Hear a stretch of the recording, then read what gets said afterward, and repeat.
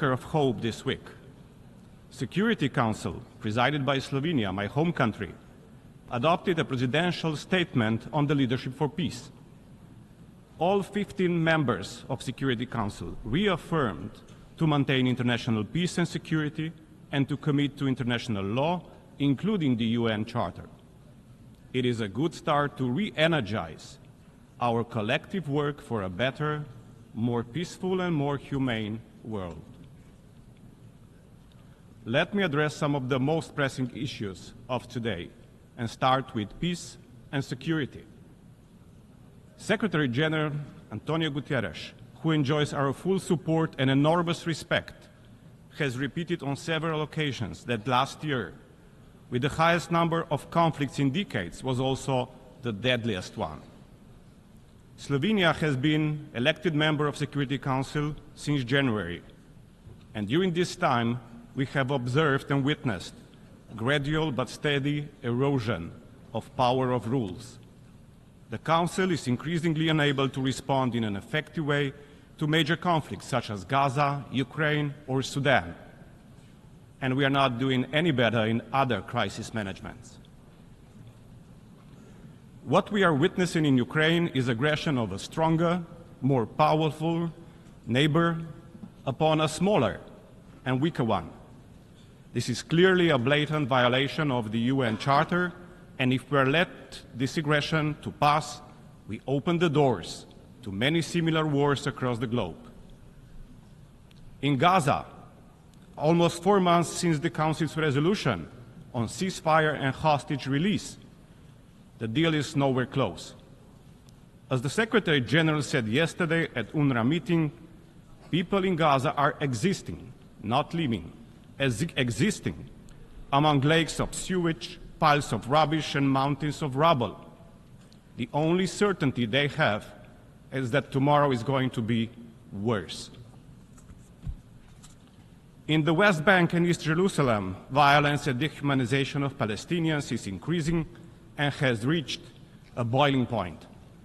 All this is taking us further away from the two-state solution, with Israelis and Palestinians living side by side in peace and security. Escalation of Gaza crisis into the region is now a reality. The region is at the brink of an abyss. De-escalation is urgently needed, starting with the ceasefires in Gaza and Lebanon. In Sudan, we are witnessing a man-made humanitarian catastrophe, with millions displaced and in desperate need of humanitarian aid. At the same time, we are seeing the atrocity happening again in Darfur. How is this possible? Has Security Council really failed the humanity? To be honest, it is the permanent 5 Security Council members who bear most responsibility. By misusing veto power and putting national interests first, they effectively blocked the working of the UN Security Council. The concerns and pain that we feel for civilians, the condemnation of violations of the Charter and of international humanitarian law should not depend on our geographical or political proximity to the conflict. We should all put common interests first, and the world would be a much better place. Having said that, let me come to a reform of the Security Council. Our experience with the Security Council has given us renewed appreciation for the need to reform the Security Council. We urgently need a council that is a true representation of the international community, a council that is fit for the world of today. We need to ensure that the distribution of the seats is fair. The Council needs stronger voices of the regions that have been underrepresented, such as the African continent. Reform of Council's composition needs to be accompanied with the reform of the veto powers. The reality is that we won't be able to eliminate veto, but we could definitely regulate this right of veto more precisely. The Security Council also needs to exercise its power with higher ambition when it comes to prevention of conflicts and play a stronger role in peacebuilding activities that involve all aspects of the UN system. Colleagues, let us not forget that United Nations are much more than the Security Council alone. We commend the work of nameless humanitarian workers who are on the ground in armed conflicts among the civilians representing the face of United Nations. Erosion of respect of international humanitarian law is making their work so much more difficult. Gaza conflict was, however, a turning point in this regard. In Gaza, humanitarians are not just occasional collateral victims. They seem to have become a deliberate military target. There is no other explanation for the highest number of humanitarian workers being killed last year, of whom a vast majority in Gaza. The sense of impunity for crimes in Gaza is putting humanitarian organizations under stress elsewhere. This is undermining the very essence of the United Nations, and it is affecting the work of the humanitarian organizations and agencies like ICRC and UNRWA all around the globe. Third pressing issue, climate change. The impact of climate change is mostly felt on the lifeline for people and nature, that is water, the most precious of the elements. Extreme weather events are multiplying water-related risks across the world. This global challenge demands a global and collaborative response. Solutions exist, but are not equally accessible to everybody. The UN Secretary General's Early Warning for All initiative is the right step in this direction. As the catastrophic floods devastated my home country last year, we initiated the development of an advanced digital solution linking Earth observation with supercomputing and artificial intelligence. The system, when built, will help us predict floods and droughts and improve our resilience. We are ready to share this solution with our partners globally. Remote sensing and Earth observation inform our early warning systems, but we are fully aware that many countries lack the capacity to monitoring all the hazards and are restricted in their access. A call upon all to form a global partnership around the early warning for all to help overcome these challenges. The partnership would boost our common preparedness and ensure that everyone on Earth is protected from hazardous weather, water or climate events through life-saving early warning systems. Fortunately, people suffering from armed conflicts do not have the luxury of high-tech solutions. More often than not, they are denied basic access to clean drinking water. Even more, we are increasingly seeing how access to water is becoming weaponized in Yemen, Somalia, Gaza, and Sudan. Slovenia decided to take initiative, and we launched the Global Alliance to Spare Water from Armed Conflict, together with a cross-regional group of countries. Such global partnerships are urgently needed to safeguard the human right to water for all. And last but not least, on humanity. We need to make sure that people around the world age with dignity and rights. The current international human rights law offers only a fragmented and inconsistent framework for the full protection of human rights of elder persons. This is why we are leading a global action towards a legally binding instrument on human rights of older persons. The world should spare no time to address the main issues related to gender equality, including the future developments and implementation of the Women, Peace and Security Agenda. The UN should lead by example when it comes to the full, equal and meaningful role and leadership of women in our societies. In its entire history, the General Assembly has been led by only 4 women. We never had a female UN Secretary General. The time has come to reflect gender equality in top leadership positions of our organization. Slovenia has joined the supporters of the Rotation for Equality initiative, which calls for gender rotation in the position of the President of the United Nations General Assembly. In the times of crisis, children are always the most vulnerable ones. Today's world is increasingly hostile to children's rights. More children than ever are experiencing violence in all settings. Many have lost their lives, are forcibly displaced, exposed to most traumatic experiences, imprisoned, denied education and healthcare, and face extreme poverty and social exclusion. Gaza is an example of extreme suffering of the children. Slovenia is offering concrete help with the foundation Let Them Dream, which is dealing with the rehabilitation of children from Gaza. It is an extremely noble and human project which was launched years ago and has already helped hundreds of children from Gaza who came on rehabilitation in Slovenia and will continue to do so. Sadly, some of these kids were now already the victims of recent aggression on Gaza. Let me finish with the story of the two young girls from Palestine. At the beginning of this week, I attended an event on missing futures in the occupied Palestinian territory organized by Save the Children.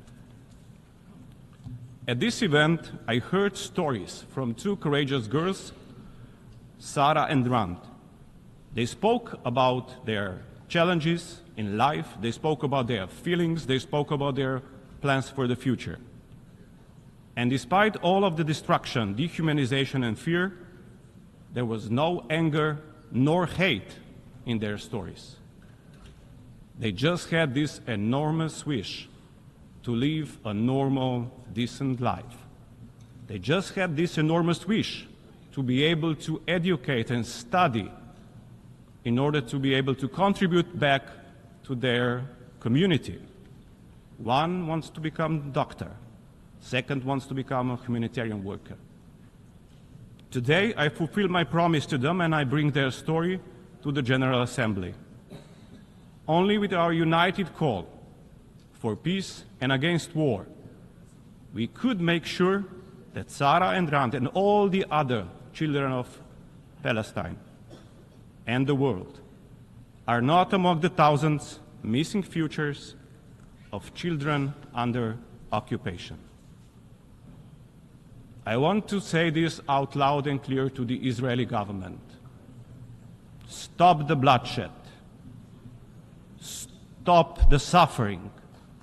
Bring the hostages home and end the occupation.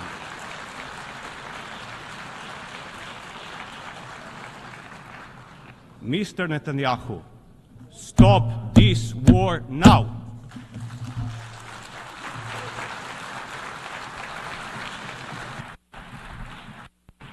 On behalf of the Assembly, I wish to thank the President of the Republic of Slovenia.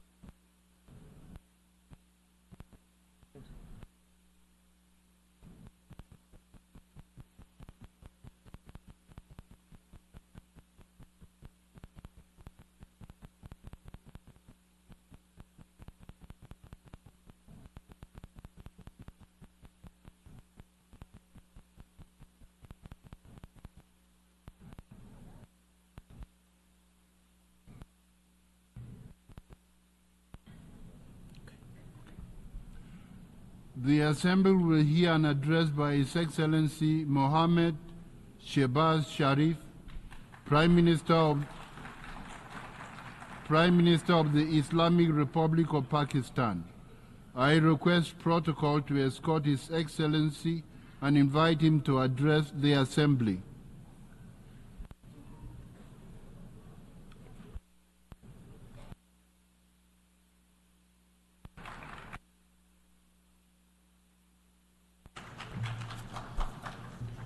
Bismillahirrahmanirrahim.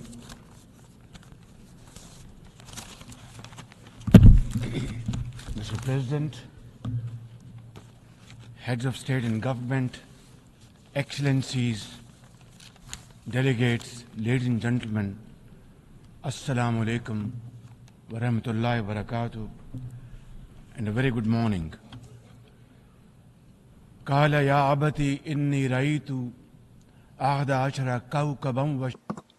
And he said, "Oh, my father, I have seen 11 planets and the sun and moon bowing to me." He said, "Oh, son, do not tell your story to your brothers. They will devise a scheme for you. The devil is the enemy of humans." Honor for me to address the United Nations General Assembly for the second time as the Prime Minister of a country that has always been a proactive member of the UN Assembly. I would like to congratulate you and wish you all the success, Mr. President, on your election as the President of the 79th session of the UN General Assembly.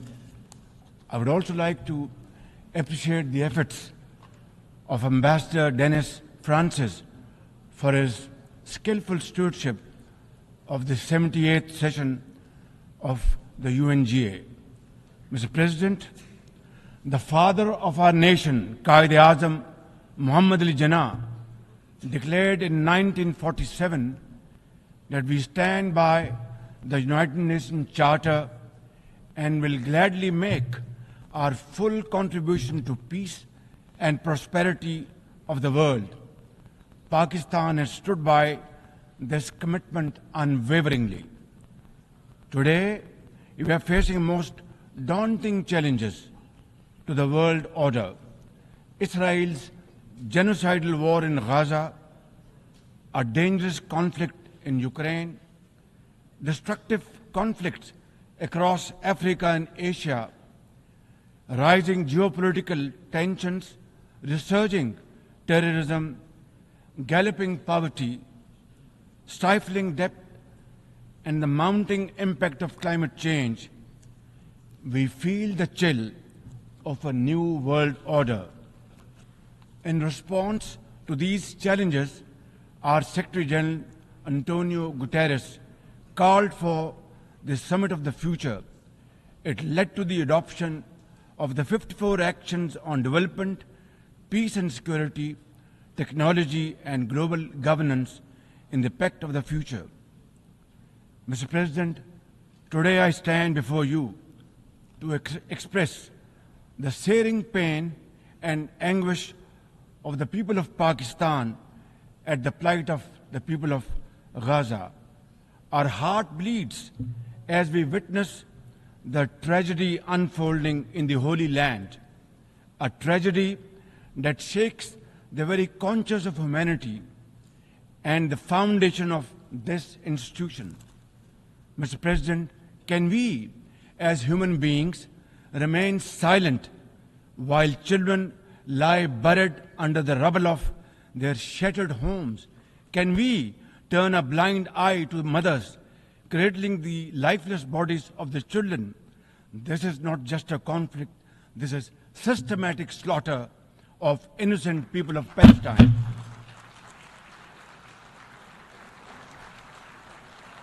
Ladies and gentlemen, an assault on the very essence of human life and dignity. The blood of Gaza's children stains the hands of not just the oppressors, but also those who are complicit in prolonging this cruel conflict. When we ignore their endless suffering, we diminish our humanity. It is not enough to condemn, Mr. President. We must act now and demand an immediate end to this bloodshed. We must remember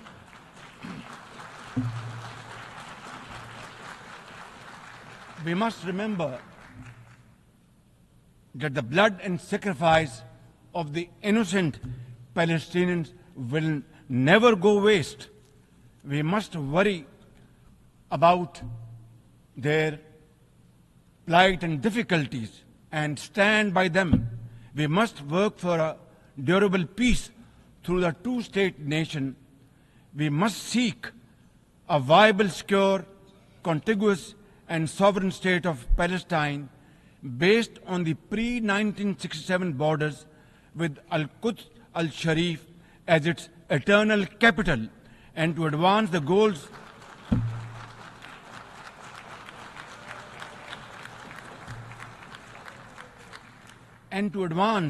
these goals, Palestine must also be immediately admitted as a full member of the United Nations. Mr. President, in a span of a few days, Israel's unrelenting bombing of Lebanon has killed over 500 people, including women and even small children. The failure to implement UN resolutions has emboldened Israel. It threatened to drag the entire Middle East into a war whose consequences could be very grave and beyond imagination. Similarly, like the people of Palestine, the people of Jammu and Kashmir too have struggled for a century for their freedom and right to self-determination. Instead of moving towards peace, India has resiled from its commitments to implement the Security Council resolutions on Jammu and Kashmir. These resolutions mandate a plebiscite to enable the people of Jammu and Kashmir to exercise their fundamental right to self-determination. Ladies and gentlemen, since the 5th of August 2019, India has initiated unilateral illegal steps to impose what its leaders ominously call a final solution for Jammu and Kashmir. Day in and day out, 900,000 Indian troops terrorized the people of occupied Jammu and Kashmir with draconian measures including prolonged curfews, extrajudicial killings, and the abduction of thousands of young Kashmiris. At the same time, in a classic settler colonial project, India is seizing Kashmiri lands and properties and settling outsiders into occupied Jammu and Kashmir in their nefarious design to transform the Muslim majority into a minority. This hackneyed tactic is employed by all occupying powers, but it has always failed. In Jammu and Kashmir too, it shall fail by the grace of God. Ladies and gentlemen,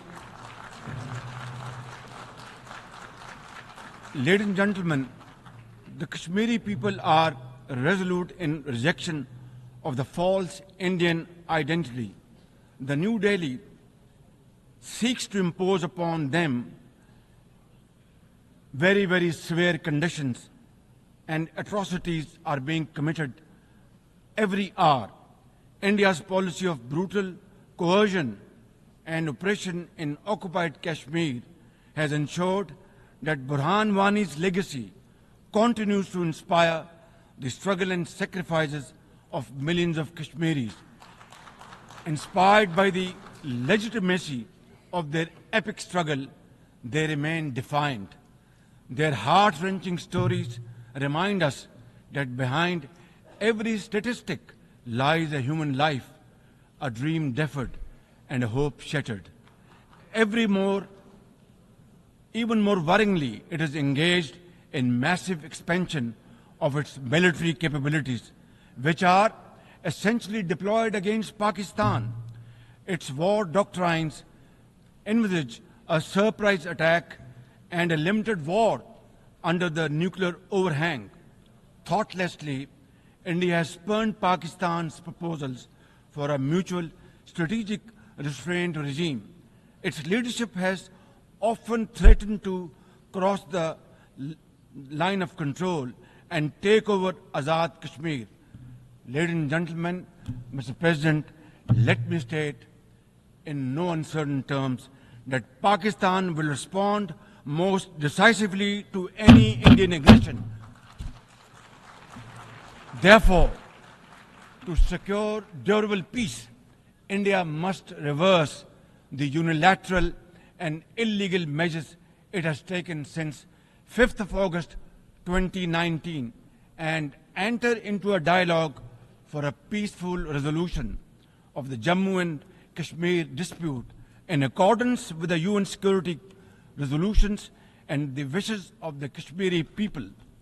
Mr. President, remember, illegal occupation creates a fresh hell every day in the killing fields of Palestine and in the pristine valleys of occupied Jammu and Kashmir. Apart from conflicts, Mr. President, the 21st century has brought a cascade of crises, including the reversal of development and the mounting impact of climate change. 2 years ago, my country was devastated by catastrophic floods, causing $30 billion in damages. It is now clear that each summer will bring blistering temperatures and trigger fresh climate impacts.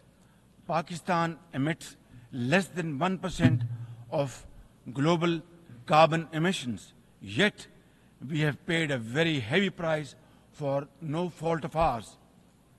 This is most unfair in any calculus of global justice.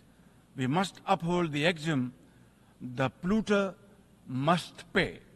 Ladies and gentlemen, Pakistan looks forward to fulfillment of commitments made by our development partners to support the achievements of the SDGs and climate goals, including a new annual goal beyond $100 billion in climate finance. Mr. President, with nearly 100 developing countries trapped in the vicious cycle of debt and liquidity crisis, which I always call a death trap rather than debt trap, achieving the SDGs in these circumstances remain a distant mirage. The international financial architecture, which the Secretary General has described as morally bankrupt, and the world trade and technology regimes must be reformed and aligned to promote development and global equity. Mr. President, since assuming office in March this year, the progress and prosperity of my 240 million people has been my singular focus.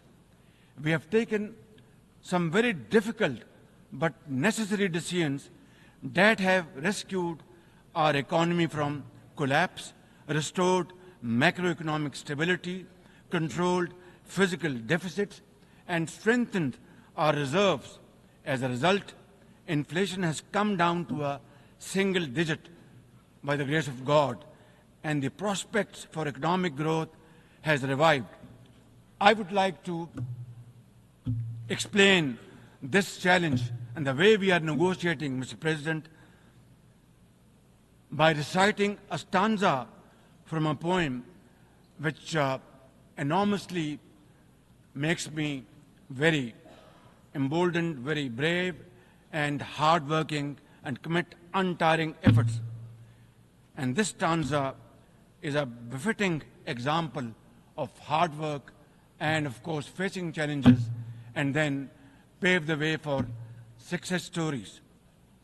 And stanza is, when things go wrong, as they sometimes will, when things go wrong, as they sometimes will, when the road you are trudging is all uphill, when things go wrong, as they sometimes will, when the road you are trudging seems all uphill, when the credits are low and debts are high, when the credits are low and debts are high, when you want to smile but you have to sigh, when you want to smile you have to sigh, when care, read health, when care is pressing you down a bit, when care or health is pressing you down a bit, rest if you must, but don't you quit.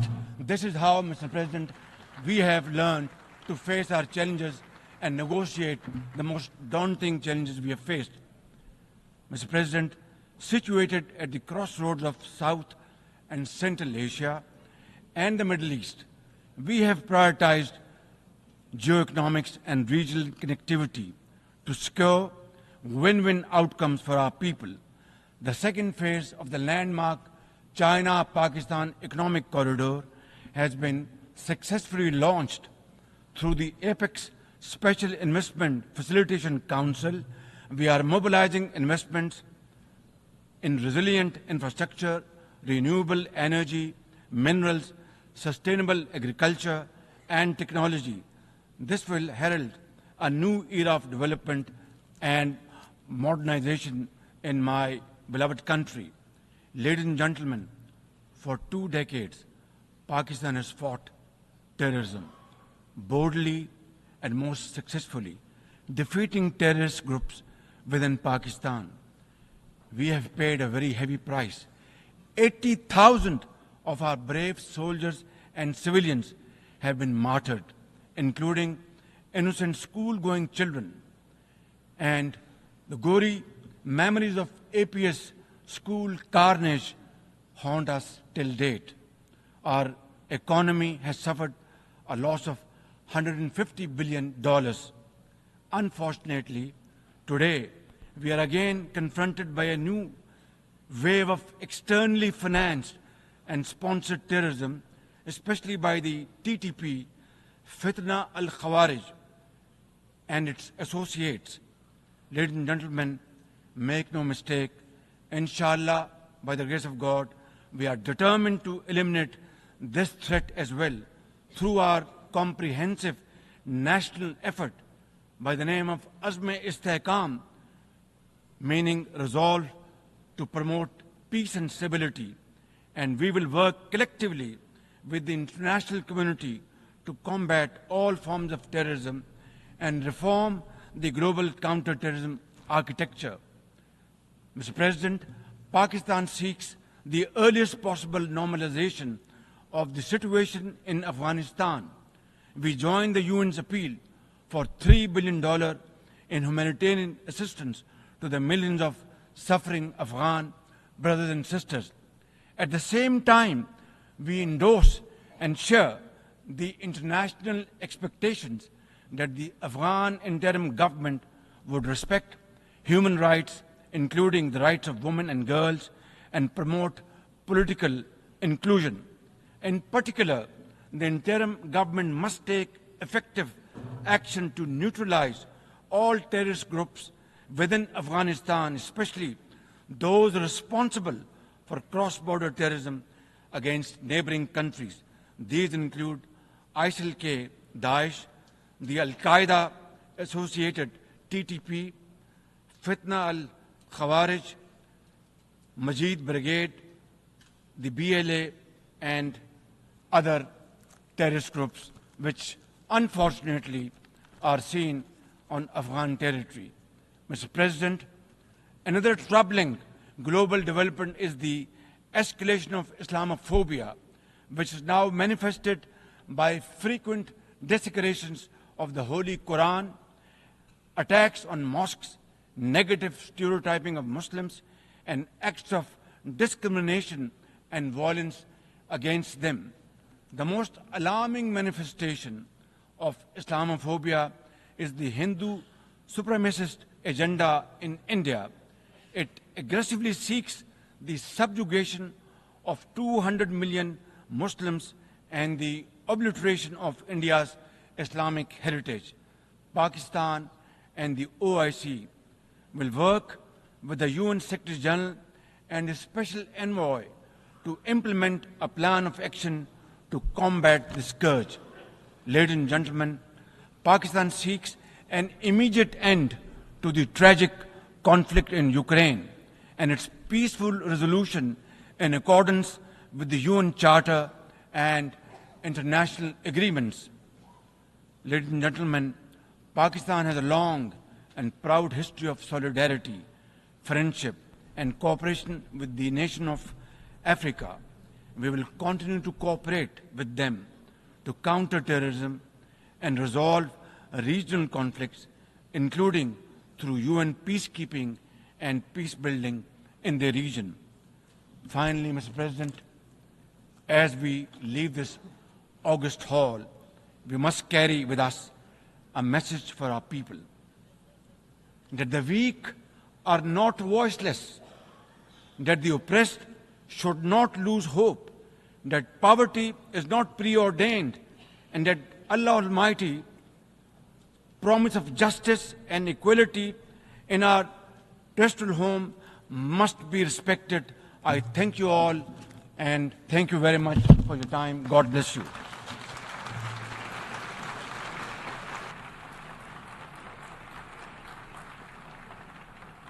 On behalf of the Assembly, I wish to thank the Prime Minister of the Islamic Republic of Pakistan.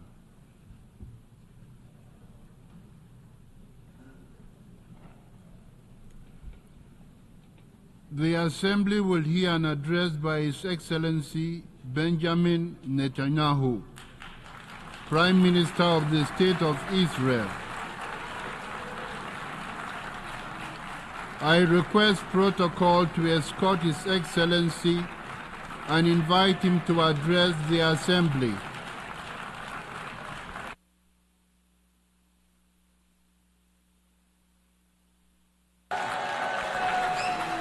Order, please. Ladies and gentlemen, order.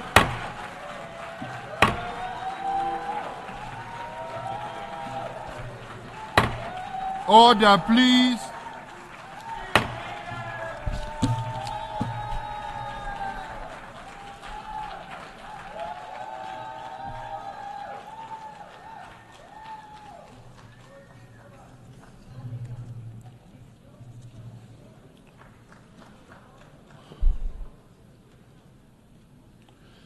Mr. President, ladies and gentlemen, I didn't intend to come here this year. My country is at war, fighting for its life. But after I heard the lies and slanders leveled at my country by many of the speakers at this podium, I decided to come here and set the record straight.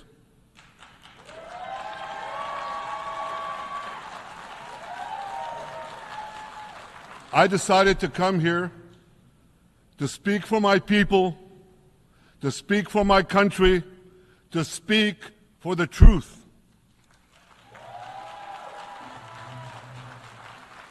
And here's the truth. Israel seeks peace. Israel yearns for peace.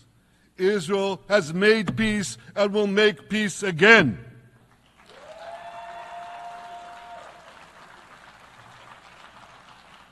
Yet we face savage enemies who seek our annihilation, and we must defend ourselves against these savage murderers. Our enemies seek not only to destroy us, they seek to destroy our common civilization and return all of us to a dark age of tyranny and terror. When I spoke here last year, I said we faced the same timeless choice that Moses put before the people of Israel thousands of years ago. As we were about to enter the Promised Land, Moses told us that our actions will determine whether we bequeath to future generations a blessing or a curse. And that is the choice we face today. The curse of Iran's unremitting aggression, or the blessing of a historic reconciliation between Arab and Jew. In the days that followed that speech, the blessing I spoke of came into sharper focus. A normalization deal between Saudi Arabia and Israel seemed closer than ever. But then came the curse of October 7th. Thousands of Iranian-backed Hamas terrorists from Gaza burst into Israel in pickup trucks, on motorcycles, and they committed unimaginable atrocities. They savagely murdered 1,200 people. They raped and mutilated women. They beheaded men. They burned babies alive. They burnt entire families alive, babies, children, parents, grandparents, in scenes reminiscent of the Nazi Holocaust. Hamas kidnapped 251 people from dozens of different countries, dragging them into the dungeons of Gaza. Israel has brought home 154 of these hostages, including 117 who returned alive. I want to assure you, we will not rest until the remaining hostages are brought home too. And some of their family members are here with us today. I ask you to stand up.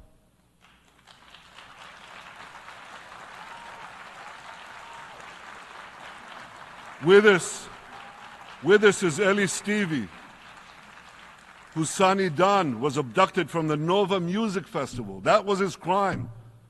A music festival. And these murderous monsters took him.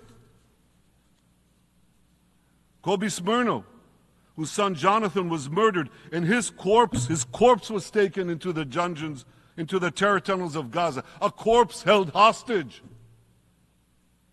Salim al-Atrash, whose brother Muhammad, a brave Arab-Israeli soldier, was murdered. His body too was taken to Gaza. And so was the body of Ifat Hyman's daughter Inbar, who was brutally murdered at that same music festival. With us is Sharon Sharabi, whose brother Yossi was murdered, and who prays for his older brother Eli, who is still held hostage in Gaza. And with us too is Izhar Liftich from Kibbutz Nir Oz, a kibbutz that was wiped out by the terrorists. Thankfully, we achieved the release of his mother Yocheved, but his father Oded is still languishing in an underground terrorist hell of Hamas. I again promise you, we will return your loved ones home. We will not spare that effort until this holy mission is accomplished.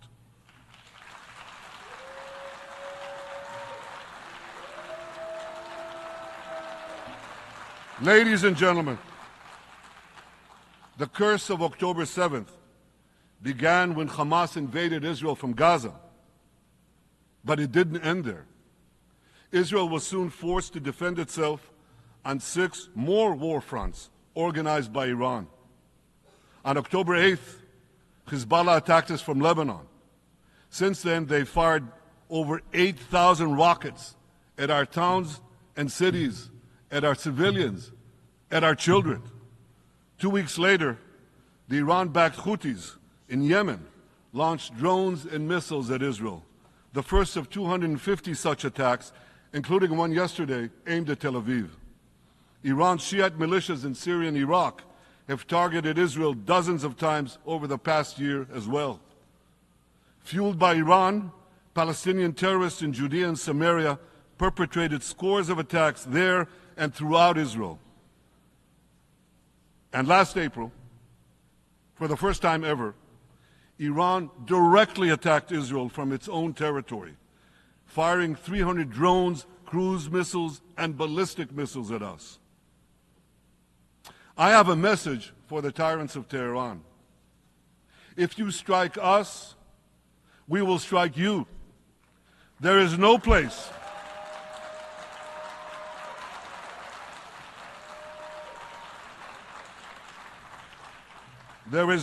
in Iran that the long arm of Israel cannot reach. And that's true of the entire Middle East. Far from being lambs led to the slaughter, Israel's soldiers have fought back with incredible courage and with heroic sacrifice. And I have another message for this assembly and for the world outside this hall. We are winning.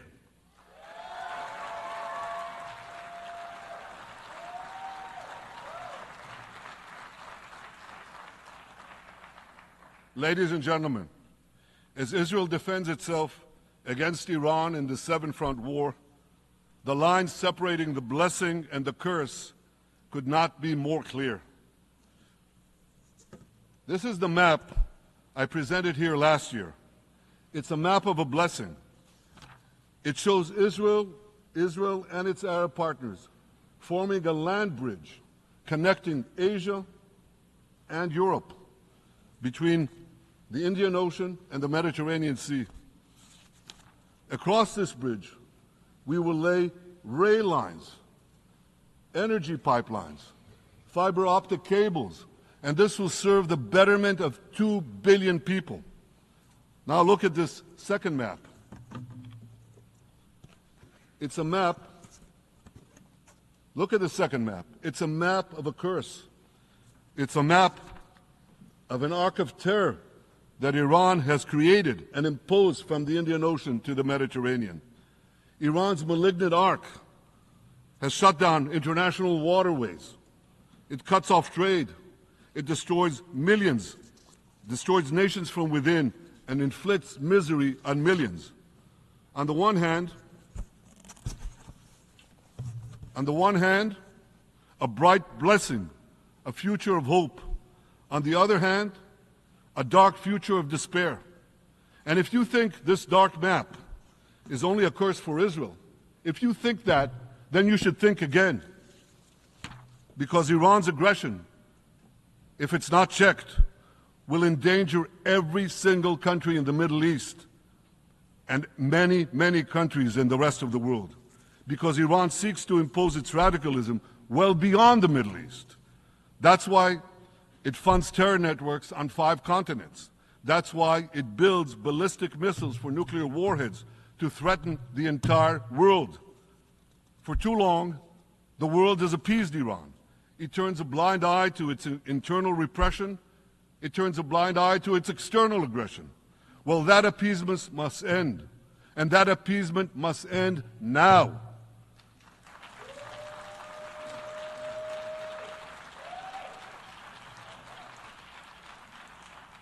Nations of the world should support the brave people of Iran who want to rid themselves of this evil regime.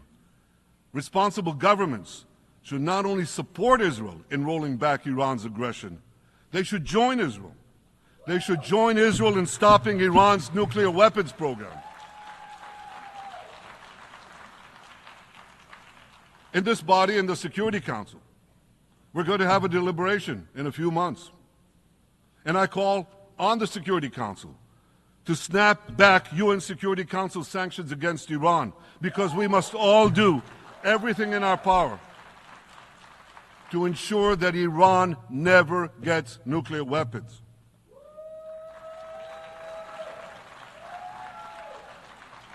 For decades, I've been warning the world against Iran's nuclear program. Our actions delayed this program by perhaps a decade. But we haven't stopped it. We've delayed it, but we haven't stopped it. Iran now seeks to weaponize its nuclear program for the sake of the peace and security of all your countries. For the sake of the peace and security of the entire world, we must not let that happen. And I assure you, Israel will do everything in its power to make sure it doesn't happen.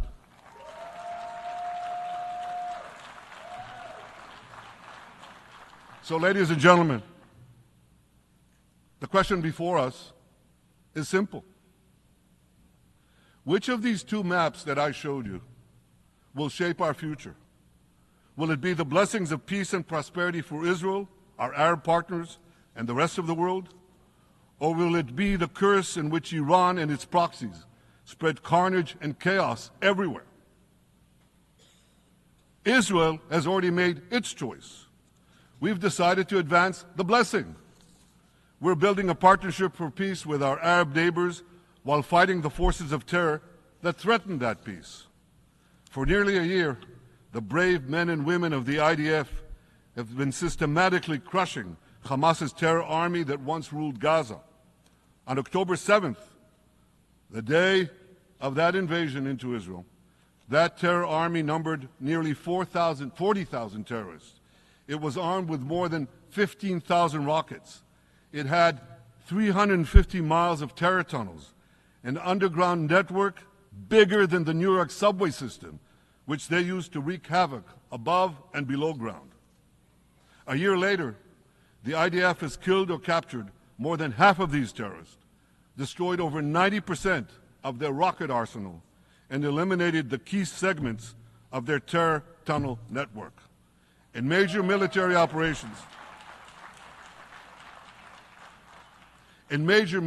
operations, we destroyed nearly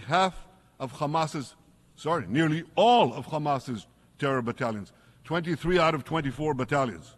Now, to complete our victory, we are focused on mopping up Hamas's remaining fighting capabilities. We are taking out senior terrorist commanders and destroying remaining terrorist infrastructure. But all the while, and I'll say this one more time, we remain focused on our sacred mission, bringing our hostages home, and we will not stop until that mission is complete. Now, ladies and gentlemen, even with Hamas's greatly diminished military capability, the terrorists still exercise some governing power in Gaza by stealing the food that we enable aid agencies to bring into Gaza. Hamas steals the food, and then they hike the prices.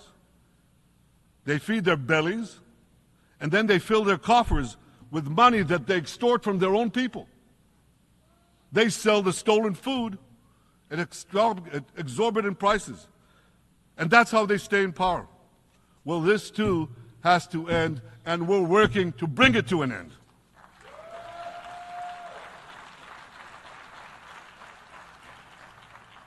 And the reason is simple.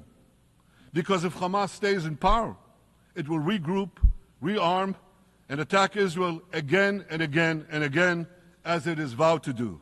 So Hamas has got to go.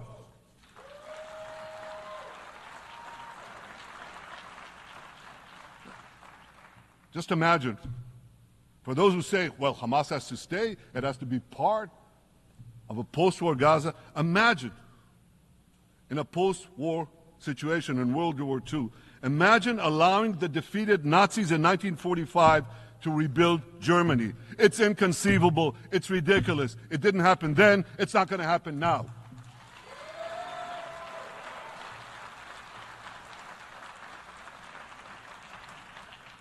This is why Israel will reject any rule for Hamas in a post-war Gaza. We don't seek to resettle Gaza. What we seek is a demilitarized and de-radicalized Gaza. Only then can we ensure that this round of fighting will be the last round of fighting. We are ready to work with regional and other partners to support a local civilian administration in Gaza committed to peaceful coexistence.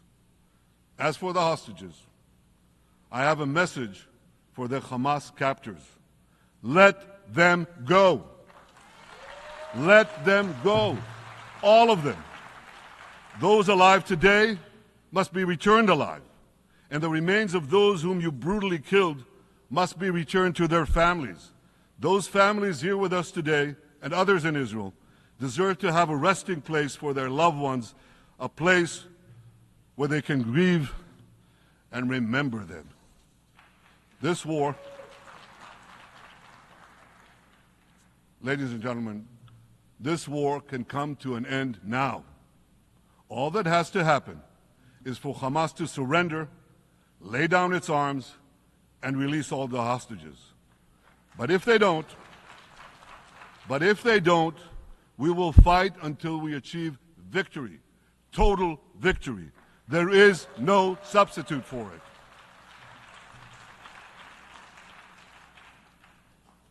Israel must also defeat Hezbollah in Lebanon. Hezbollah is the quintessential terror organization in the world today. It has tentacles that span in all continents. It has murdered more Americans and more Frenchmen than any group except bin Laden. It's murdered the citizens of many countries represented in this room. And it has attacked Israel viciously over the last 20 years, in the last year, completely unprovoked.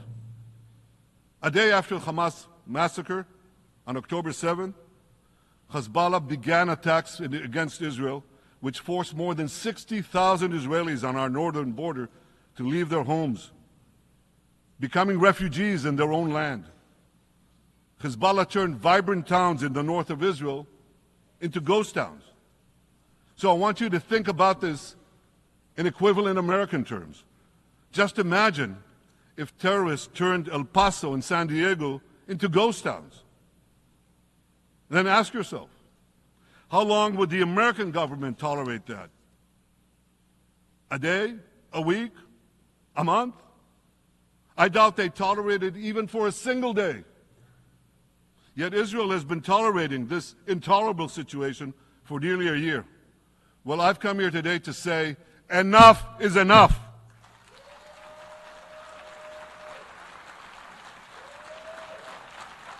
We won't rest until our citizens can return safely to their homes. We will not accept a terror army perched on our northern border, able to perpetrate another October 7th-style massacre. For 18 years, Hezbollah brazenly refused to implement UN Security Council Resolution 1701, which requires it to move its forces away from our borders. Instead, Hezbollah moved right up to our border. They secretly dug terror tunnels to infiltrate our communities and indiscriminately fired thousands of rockets into our towns and villages. They fire these rockets and missiles not from military sites, not from that. They do that too. But they fire those rockets and missiles after they place them in schools, in hospitals, in apartment buildings, and in the private homes of the citizens of Lebanon. They endanger their own people. They put a missile in every kitchen, a rocket in every garage. I said to the people of Lebanon this week, get out of the death trap that Hezbollah has put you in. Don't let Nasrallah drag Lebanon into the abyss. We're not at war with you. We're at war with Hezbollah, which has hijacked your country and threatens to destroy ours. As long as Hezbollah chooses the path of war, Israel has no choice, and Israel has every right to remove this threat and return our citizens to their homes safely. And that's exactly what we're doing.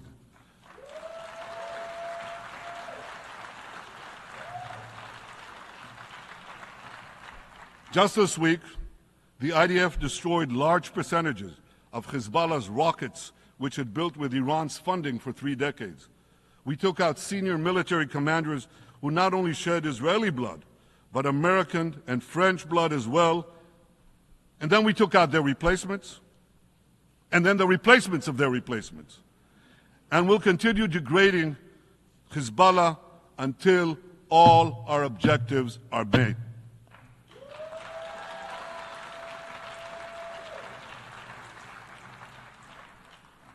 Ladies and gentlemen, we're committed to removing the curse of terrorism that threatens all civilized societies.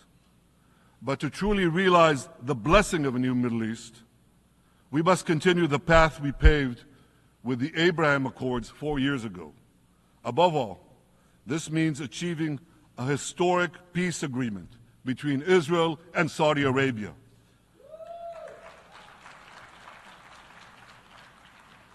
And having seen the blessings that we've already brought with the Abraham Accords, the millions of Israelis who've already flown back and forth across the Arabian Peninsula, over the skies of Saudi Arabia, to the Gulf countries, the trade, the tourism, the joint ventures, the peace,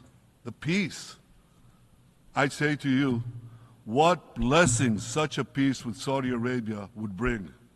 It would be a boon to the security and economy of our two countries. It would boost trade and tourism across the region.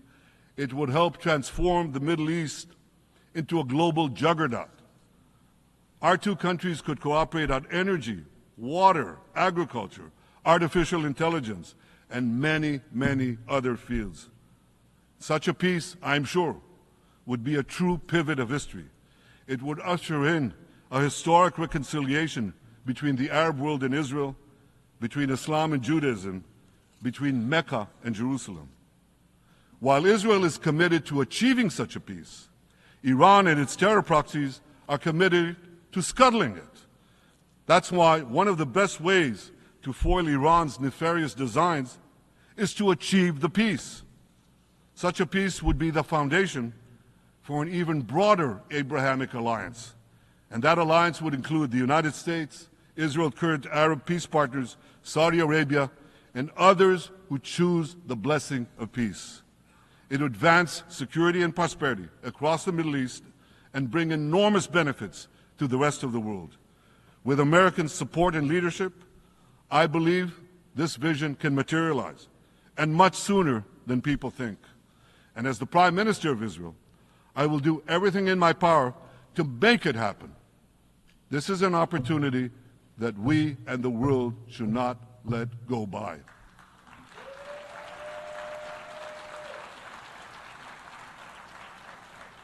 Ladies and gentlemen, Israel has made its choice. We seek to move forward to a bright age of prosperity and peace. Iran and its proxies have also made their choice. They want to move back to a dark age of terror and war. And now I have a question. And I pose that question to you. What choice will you make? Will your nation stand with Israel? Will you stand with democracy and peace? Or will you stand with Iran, a brutal dictatorship that subjugates its own people, exports terrorism across the globe? In this battle between good and evil, there must be no equivocation. When you stand with Israel, you stand for your own values and your own interests. Yes, we're defending ourselves, but we're also defending you against a common enemy that through violence and terror seeks to destroy our way of life. So there should be no confusion about this. But unfortunately, there is a lot of it in many countries and in this very hall, as I've just heard. Good is portrayed as evil, and evil is portrayed as good. We see this moral confusion when Israel is falsely accused of genocide, when we defend ourselves against enemies who try to commit genocide against us. We see this too when Israel is absurdly accused by the ICC prosecutor of deliberately starving Palestinians in Gaza. What an absurdity! We helped bring in 700,000 tons of food into Gaza. That's more than 3,000 calories a day for every man, woman, and child in Gaza. We see this moral confusion when Israel is falsely accused of deliberately targeting civilians. We don't want to see a single person, a single innocent person die. That's always a tragedy. And that's why we do so much to minimize civilian casualties, even as our enemies use civilians as human shields. And no army has done what Israel is doing to minimize civilian casualties. We drop flyers, we send text messages, we make phone calls by the millions to ensure that Palestinian civilians get out of harm's way. We spare no effort in this noble pursuit. We see yet another profound moral confusion when self-described progressives march against the democracy of Israel. Don't they realize they support the Iranian-backed goons in Tehran and in Gaza, the goons who gun down protesters, murder women for not covering their hair, and hang gays in public squares, some progressives?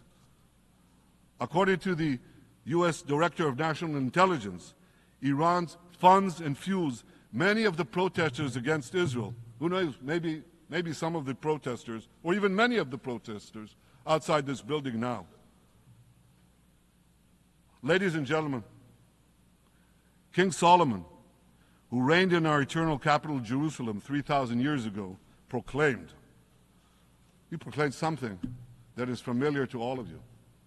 He said, "There is nothing new under the sun." Well, in an age of space travel, quantum physics, and artificial intelligence, some would argue that's a debatable statement. But one thing is undeniable. There is definitely nothing new at the United Nations.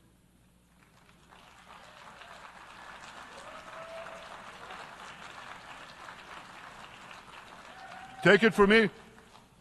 I first spoke from this podium as Israel's ambassador to the UN in 1984.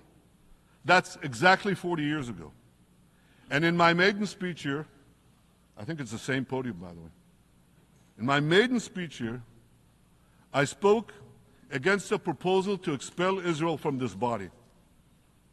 4 decades later, I find myself defending Israel against that same preposterous proposal. And who's leading the charge this time? Not Hamas, but Abbas, Palestinian Authority President Mahmoud Abbas. This is the man who claims he wants peace with Israel. Yet he still refuses to condemn the horrific massacre of October 7th. He's still paying hundreds of millions to terrorists who murder Israelis and Americans. It's called pay for slay. The more you murder, the more you get paid. And he still wages unremitting diplomatic warfare against Israel's right to exist and against Israel's right to defend itself. And by the way, they amount to the same thing.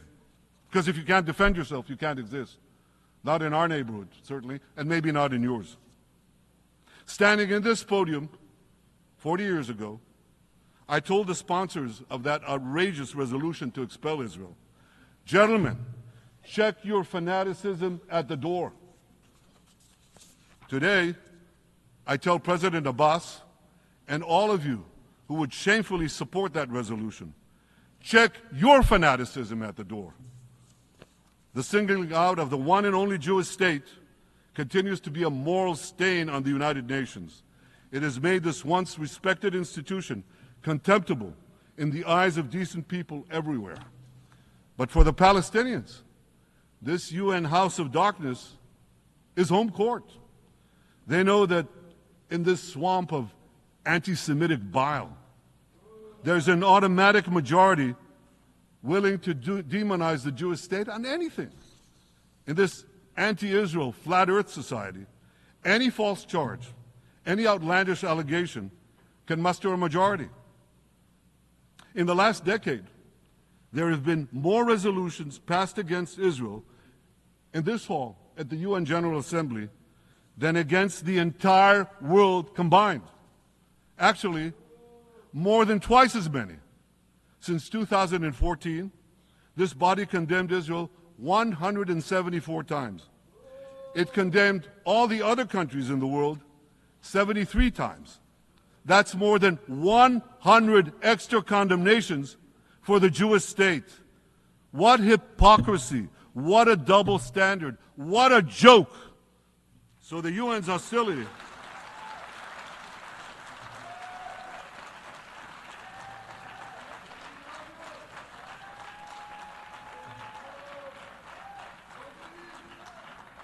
So all the speeches you heard today, all the hostility directed at Israel this year, it's not about Gaza. It's about Israel. It's always been about Israel's very existence. And I say to you, until the Jewish state is treated like other nations, until this anti-Semitic swamp is drained, the UN will be viewed by fair-minded people everywhere as nothing more than a contemptuous farce. Now, given the anti-Semitism at the UN, it should surprise no one that the prosecutor at the ICC, one of the UN's affiliated organs, is considering issuing arrest warrants against me and Israel's defense minister, the democratically elected leaders of the democratic state of Israel. The ICC prosecutors rushed to judgment. His refusal to treat Israel with its independent courts the way other democracies are treated is hard to explain by anything other than pure anti-Semitism. Ladies and gentlemen, the real war criminals are not in Israel. They're in Iran. They're in Gaza, in Syria, in Lebanon, in Yemen. Those of you who stand with these war criminals, those of you who stand with evil against good, with a curse against the blessing, those of you who do so should be ashamed of yourselves.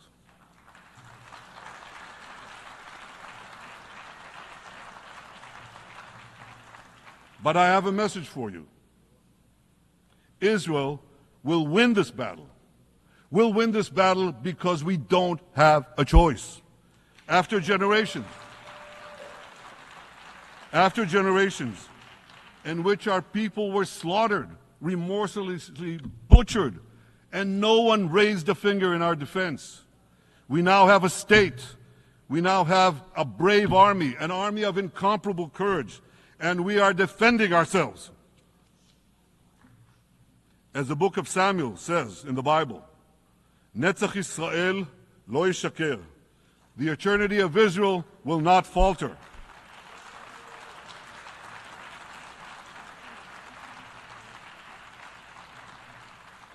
In the Jewish people's epic journey from antiquity, in our odyssey through the tempests and upheavals of modern times, that ancient promise has always been kept, and it will hold true for all time.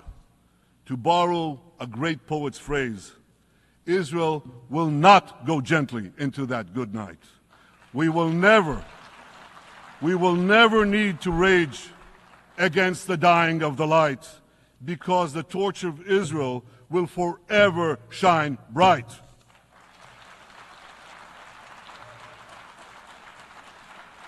To the people of Israel and to the soldiers of Israel, I say, be strong and of good courage.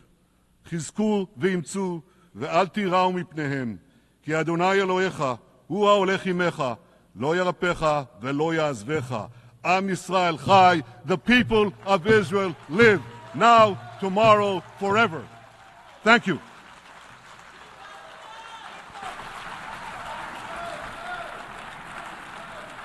On behalf of the Assembly, I wish to thank the Prime Minister of the State of Israel,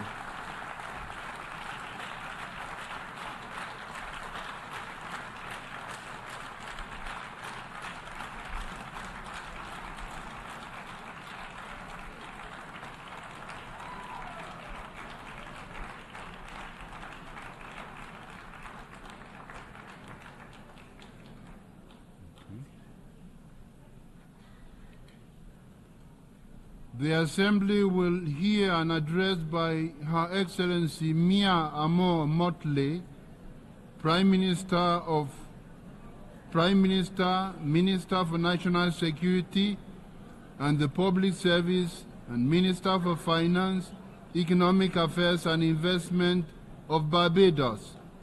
I request protocol to escort Her Excellency and invite her to address the Assembly.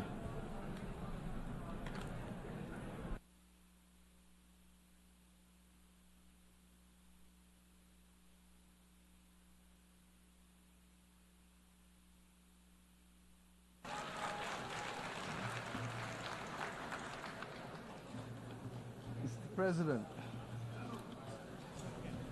we need a reset, and we need to reset. Mr. President, in your absence, I congratulate you on your assumption of this chairmanship of the General Assembly.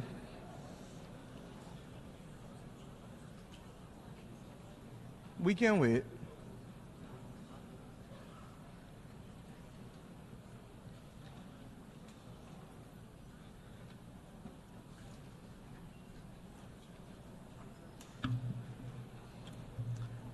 As I said, Mr. President, we need a reset, and we need to reset. Those of us here today representing our brothers and our sisters the world over have endured 4 years of polycrises. As the children of Mother Earth, we continue to wrestle with the climate crisis. As a human family, we grapple with the legacy of the pandemic. As a digitally connected people, we are now, regrettably, confronted by multiple theaters of war and scenes of horror and famine flowing from that war, armed conflict instead of pursued development. Citizens of every country as well, struggling to contain the rising cost of living and the implications for them and their families on a day-to-day basis. And Mr. Speaker, Mr. President, we are all now threatened by the second but silent pandemic of antimicrobial resistance, together with a growing incidence of death and disability from chronic non-communicable diseases. We cannot afford the distraction of war. If ever there was a time to pause and to reset, it is now. Collectively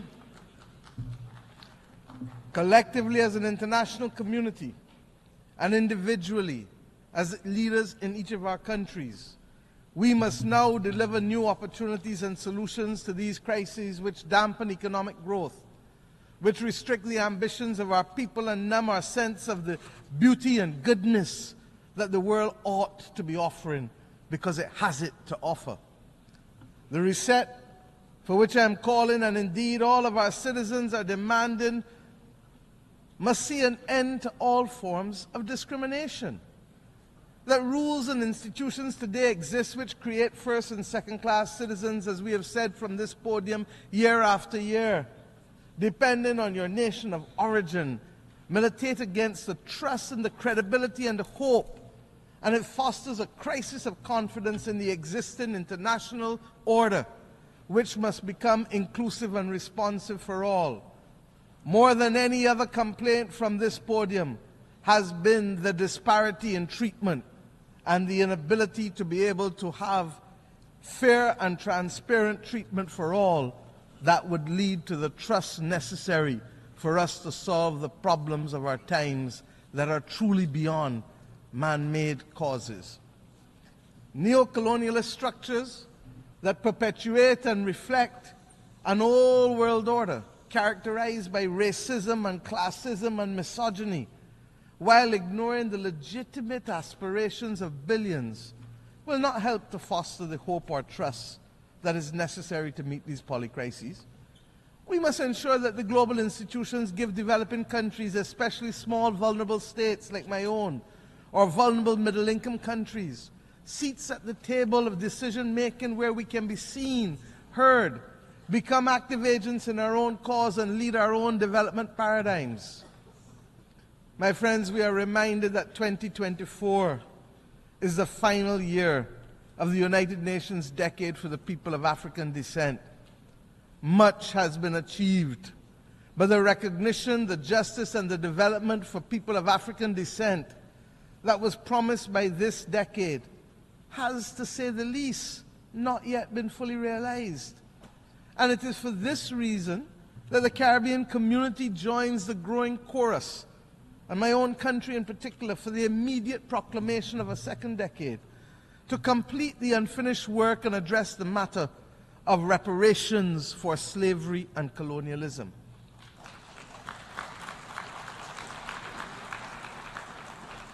I start here because this is a necessary but complex conversation, and the Caribbean community is resolute that it must happen. Its resolution lies, and I want to be very clear, its resolution lies in a multi-generational approach, in the same way that the £20 million sterling debt that was incurred by the British government only was repaid in this 21st century, almost 200 years later, so that the notion of unaffordability becomes a non-issue once we recognize that the solution to reparations must be multi-generational and grounded in development. Mr. President, of necessity, the reset must also be characterized by institutional reform, which has to start in the United Nations councils. These councils suggest that some are full members, and others are only part members, and some may be part-time members, and some may be occasional members. All of this has no place in the 21st century. And the anger and the mistrust of our citizens and institutions, in leaders, in multilateralism, and in the processes which exclude, while yielding much talk and little action, is very real. And nowhere is reform and consequentially trust and hope more important to the well-being of billions of people today than in relation to the global financial architecture. Restricted access to capital, its disproportionately high costs barring us from doing that which we must, its inadequate scale, and the overwhelming burden of debt often imposed on us by circumstances beyond our control. These are all now combining to force governments in the world's poorest countries, and frankly, across many vulnerable middle-income countries, to devote more resources to debt service than to health and education, and in some instances, even infrastructure. For far too many members of the human family, cold ground is our bed and rock is our pillow. Too many go to bed with their bellies hungry, and too many may not even have a bed. Our reset must therefore collectively build a common agenda that reflects and reinforces our shared humanity. It is that shared humanity that binds us together. Mr. President, you know better than most. Our African brothers and sisters got it right with the principle of Ubuntu. And I've used this principle, this General Assembly, to remind us that its simplicity is what we should aspire to. I am because you are. I am because we are. My well-being is tied to yours, and our collective well-being is connected to Mother Earth's. This best voices the approach needed to give expression to the reset that is absolutely necessary. And we acknowledge that there are glimpses of hope. We have, for example, on Monday, agreed to a pact for the future, but we still have war. We have agreed on a global digital compact, but we still have raging pandemics in the slow motion silent pandemic. All of this rests, my friends, on the common agenda that the Secretary General had set out for us before. Yesterday, we agreed in a high-level meeting on a political declaration on antimicrobial resistance. A lot of fancy words, but this is where the rubber hits the road. Because all of us in this room know people who have died from infections and for whom the antibiotics simply are no longer effective, so that within 48 hours, a person's life is snuffed out, almost as if they were at war. My friends, following on the intervention of the Bridgetown Initiative and the Paris Pact for People and Planet, the efforts of many across the board, we acknowledge that there is some hope. And it is evident in the beginnings of the reform that we are seeing little by little, but nevertheless, they have started. These are all important steps, but we cannot take our eyes off the prize. Barbados' call for fundamental reset includes attitudes and behavior as much as actions or reforms. Heads of government are in agreement that we must trigger national development agendas of transformation with both speed and scale. We have a date with destiny against 1.5 degrees. We know that that is what is needed to survive. And the implications for people, even as we speak, can be dire.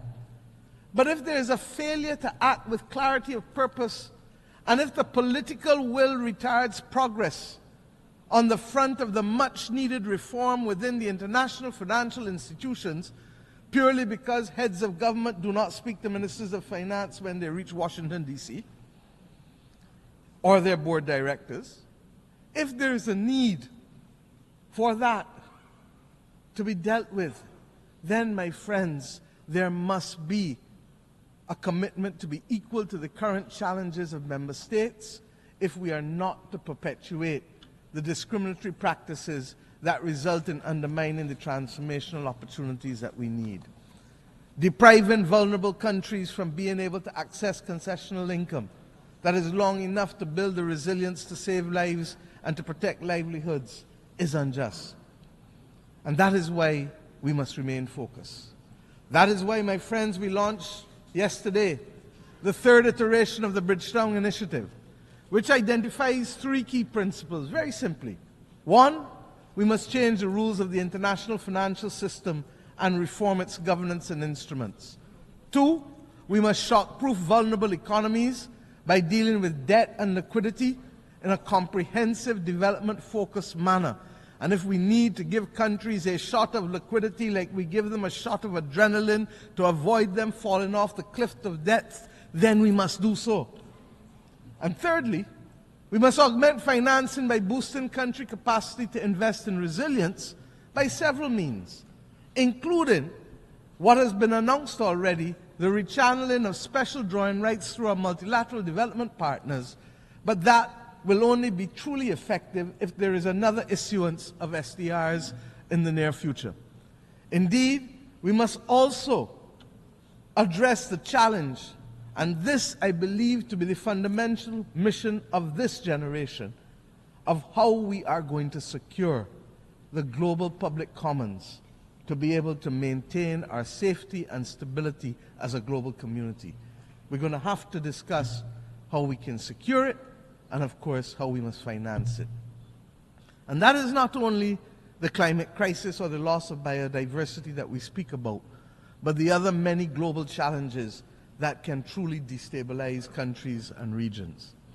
Mr. President, these considerations are of fundamental importance to the sustainable existence of our generations, future generations. The SIDS agenda is another story of promises made but not kept. 30 years ago, the international community gathered in my own country to take action for the first time on the unique challenges faced by small island developing states. We birthed in my home country the first ever global agenda for small island developing states, which became known as the Barbados Program of Action. I thank Mauritius for its strategy of implementation, Samoa for its pathway. They were carriers of the baton of a development agenda for small island developing states in the intervening years, in the face of multiple global crises from health to climate to finance. The vulnerabilities, yes, of our countries as small states have become more pronounced. In May of this year, we gathered in Antigua and Barbuda for the 4th International Conference on Small Island Developing States. And I call on the international community and the multilateral system to let us work together to ensure that the promise created in Bridgetown in 1994 is delivered and realized through the Antigua and Barbuda Agenda for SIDS 2024, otherwise known as ABBAS. Let me use this opportunity as well to inform you that 2 days ago we took over the presidency of the Climate Vulnerable Forum, the V20 countries of the world, from Ghana, whose president I would like to thank for the excellent stewardship of the group over the past 2 years, and indeed for the strengthening of its institutional capacity. The priorities of our term as chair of the V20 countries will be the multiple dimensions of climate crisis, dealing with them, the impact of the climate crisis on human health, and of course, the issue of debt and climate, because if we don't solve that, we cannot take the appropriate actions to deal with climate. I invite all United Nations members who are not yet members of the V20 but who are climate vulnerable to join this group, because it is only through amplification of our voices and consistency of our message and solidarity that we will continue to see the pace and scale of reforms that we need to be able to save our people's lives. I commend to you the declaration of the leaders of the Climate Vulnerable Forum that was adopted this week on Wednesday. Mr. President, above all else, we need a global reset on peace. There needs to be global peace. And those of us who are old enough would have recognized that there are peaks and valleys as it relates to this issue of conflict. There are few areas where the world is more in need of the United Nations acting as the United Nations to secure the objectives of the Charter than in the area of peace and security. The silence that has engulfed Sudan is unacceptable and may well be rooted in the racism that the world still carries as a badge of honor from the victories of the last great war of the World War II. The actions in Myanmar cannot continue. Ukraine has sucked more oxygen out of the global community and the global financial system than any of us can appropriately accept at the very time when the world needs to be applying its resources and efforts to fight in the greatest crisis known to mankind. And the spread of the war from Gaza to the consequences in the West Bank to now clearly what is happening in Lebanon as we speak with Israel, all of these are but the tip of an iceberg of death, violence, and instability, and robs the global community of oxygen and resources at the very time when we need it most in a strategic way. We all know, as students of history, that even the longest war in history came to an end. These wars, yes, they too will come to an end. But the question is when and at what cost, and without much loss of life, with how many children not being able to be either given the chance to live or will now live with memories of war that will affect their every action for the next 60, 70, 80 years of their lives. Innocent people are paying the price with the one thing that is theirs to give. And they don't give it willingly. It is their life. Unless we address the root causes of these wars, one by one, and the manners in which they are being sustained and financed, we will never know anything else other than war and rumors of war in these theaters. The transmittal of these scenes of horror in real time into people's bedrooms, into people's living rooms, will trigger two extreme reactions, neither of which are acceptable to us in the third decade of the 21st century. We will either get the desensitizing of ordinary people to the loss of lives, especially those of innocent children and women on the one hand, or we will get, on the other hand, the anger and inclination for vengeance that it spawns necessarily.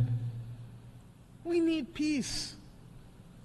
And it cannot be too difficult for us to work for peace.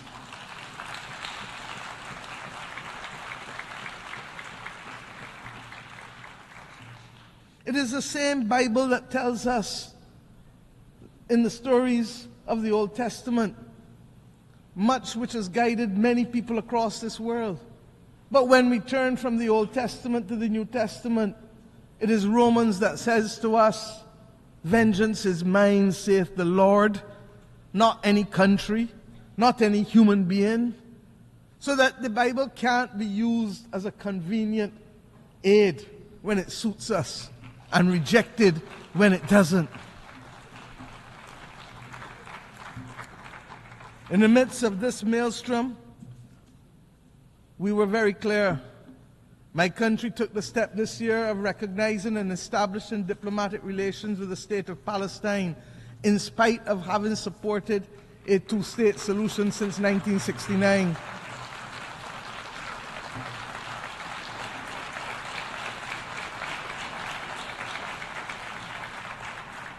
And we did this because it is clear to us that the state and people of Palestine, human beings, are entitled to full recognition by integration into and support from the international community. The Charter does not say we the people, with the exception of any one group from any one part of the world.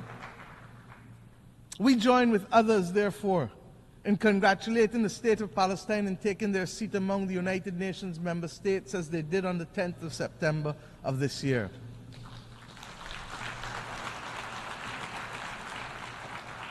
And let me be clear, we condemn the actions of Hamas on October 7th. But we equally and strongly deplore the humanitarian catastrophe in Gaza, which is the result of the disproportionate use of force by Israel. There's no justification for it. And that is why treaties exist governing the rules of engagement for war. Because we as human beings learnt better and know better and committed to better. A two-state solution, no matter how elusive it may appear to be now, is the only answer. And I've said already this week that we have known difficult battles in mankind's history. But when we were in it, we didn't think we could achieve it. But we did. We abolished slavery. We removed apartheid in South Africa. These battles are not beyond our creativity, our capacity, and our resilience to resolve them. Similarly, we insist that the killing in Ukraine really has to stop. The people of Ukraine must be allowed to live within the internationally recognized boundaries of their state in peace and freedom from the threat of use or force. And as I said, it is sucking too much oxygen out of the global financial system, and countries that should be the beneficiary of aid are being told that they may have to wait in the interest of the defense of others because of war.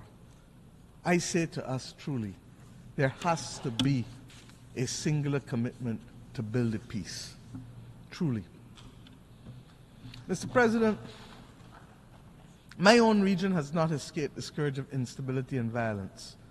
The Americas do not constitute today a theater of war, but we are today witnessing, for some years now, an unprecedented escalation in the number and caliber of assault weapons which are finding themselves in the hands of criminals who are wreaking havoc on the legal systems and our societies, particularly in the small island developing states of the Caribbean, and indeed in the wider states of Central and Latin America.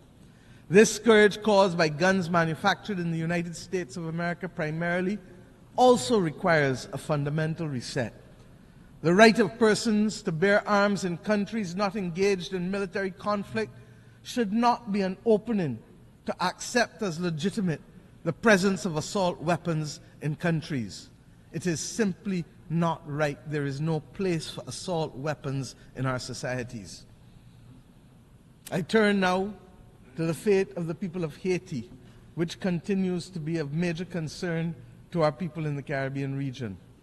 The global community now has an opportunity for an essential reset with how it addresses its relationship with Haiti, and which has been born in all kinds of semi and partial concern over the course of the last few decades. We continue to have it as a recurring decimal because we have failed to solve the problems and put them on a sustainable path to development for its people. What is needed is transformation of our sister nation. And yes, we must provide first and foremost security, but transformation must be its handmaiden. The government and people of Haiti need the full support of the international community, not just in the short term, but in the long term. And yes, this starts by extending the mandate of the Multinational Security Support Force, escalating the work of the United Nations, deploying all the tools of bilateral, regional, and global cooperation, not excluding countries who want to participate for spurious reasons, ensuring that those of us who can step up to the plate by significantly increasing the pledge funds that we do so, because we know that it takes cash to be able to deploy the forces and the police necessary to help with the restoration, so that Haitian mother or that Haitian child can go about their day-to-day life without fear of being assaulted or killed or being denied the right to work because of their simple fear of walking the streets. The Caribbean community has been working hard this year to support our largest member state. And in the early part of the first few months of this year, we met on Haiti almost 3 to 4 times a week to guarantee the stability that we ask you now to help us secure. We thank the efforts of the Eminent Persons Group of former CARICOM prime ministers who were on the front line of helping to resolve this complex problem day in and day out, so that we could find a political consensus for Haiti. That Haiti had at this General Assembly both the interim president of the Transitional Council and Prime Minister Cornille is a remarkable achievement given where Haiti was in February of this year. Let them continue on a path, please, of securing their future. And we cannot be on this podium speaking about Haiti without thanking Kenya and President Ruto for their remarkable leadership. After many delays and in what represents now a historical precedent for an African country, they have ensured that an African country has taken the lead in helping to tackle the peace and security challenge beyond its own continent. That is the kind of reset that we need in the international community. And Mr. President, you cannot come on this platform, regrettably, although I look forward to the day when I will not have to say it, when we must ask for reprieve for the people of Cuba. It is unacceptable, it is unconscionable, and that it continues today is a mark on our international conscience. The Cuban people continue to face the most dire of economic circumstances, and that this is directly as a result of its exclusion and its designation as a state sponsor of terrorism.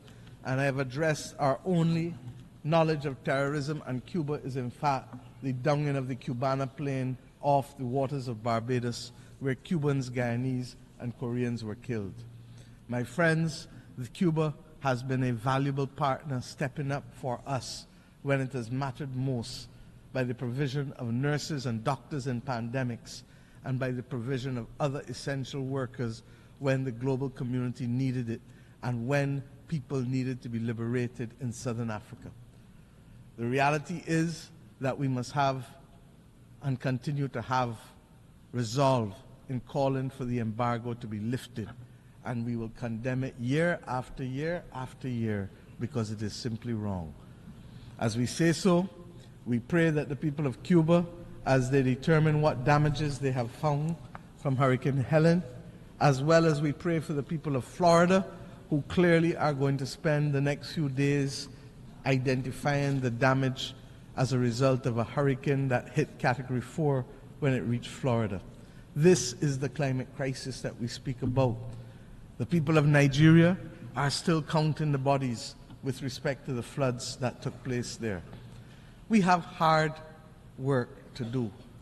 In our own Caribbean region, Beryl literally decimated the islands of Carriacou and Union Island, and indeed would have affected Grenada and St. Vincent more broadly. Jamaica and my own country's coastal infrastructure was significantly affected, with our fishing industry, 90% of it being decimated.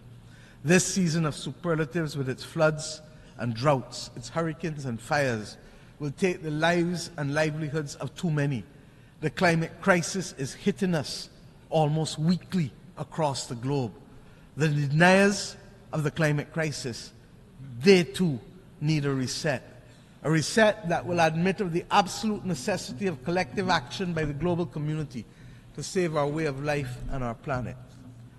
Mr. President, at the start of this week, the skies were much darker. I truly believe so. We are starting to see some glimmers of light.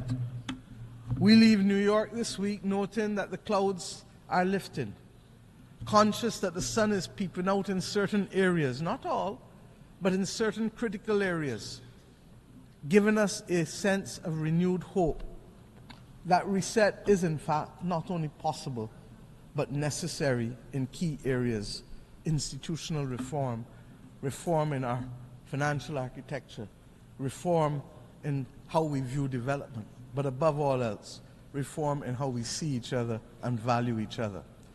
This hope springs from the Pact for the Future and the many declarations that we have made here, the terms in which my fellow leaders spoke from this platform for the most part, the urgent need to recognize reset, reset, reset, even if they didn't call it by that name.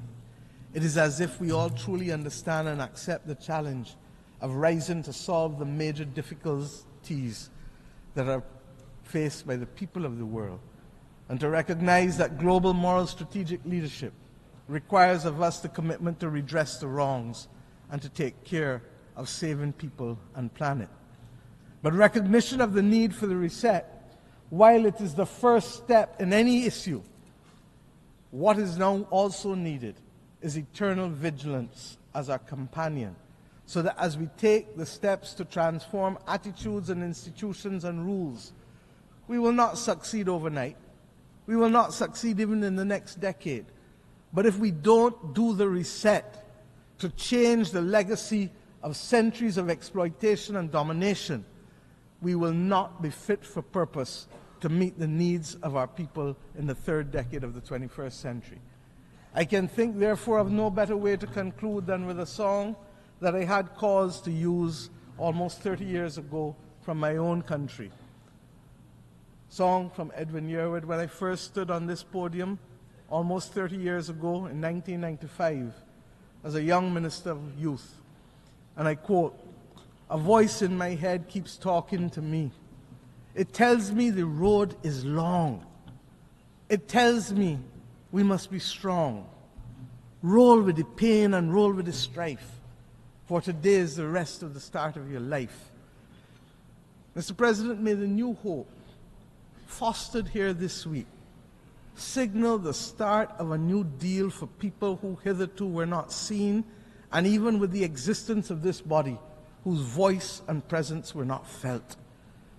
These people have been recognized too often, and these countries, as mere statistics, and not with the human dignity that is their birthright, or the human dignity that is the conferred right from these United Nations. Mr. President, I thank you.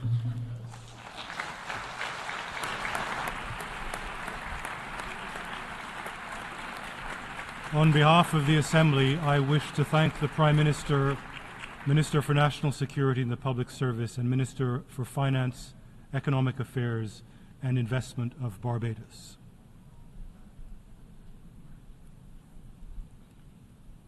The Assembly will now hear an address by His Excellency Tshering Tobgay, Prime Minister of the Kingdom of Bhutan.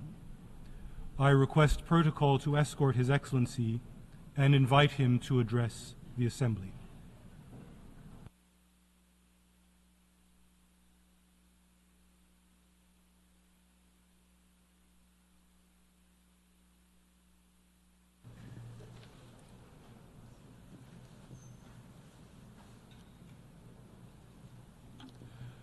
Mr. President, Mr. Secretary General, Excellencies, distinguished delegates, I bring to you warm greetings from His Majesty the Druk Gyalpo.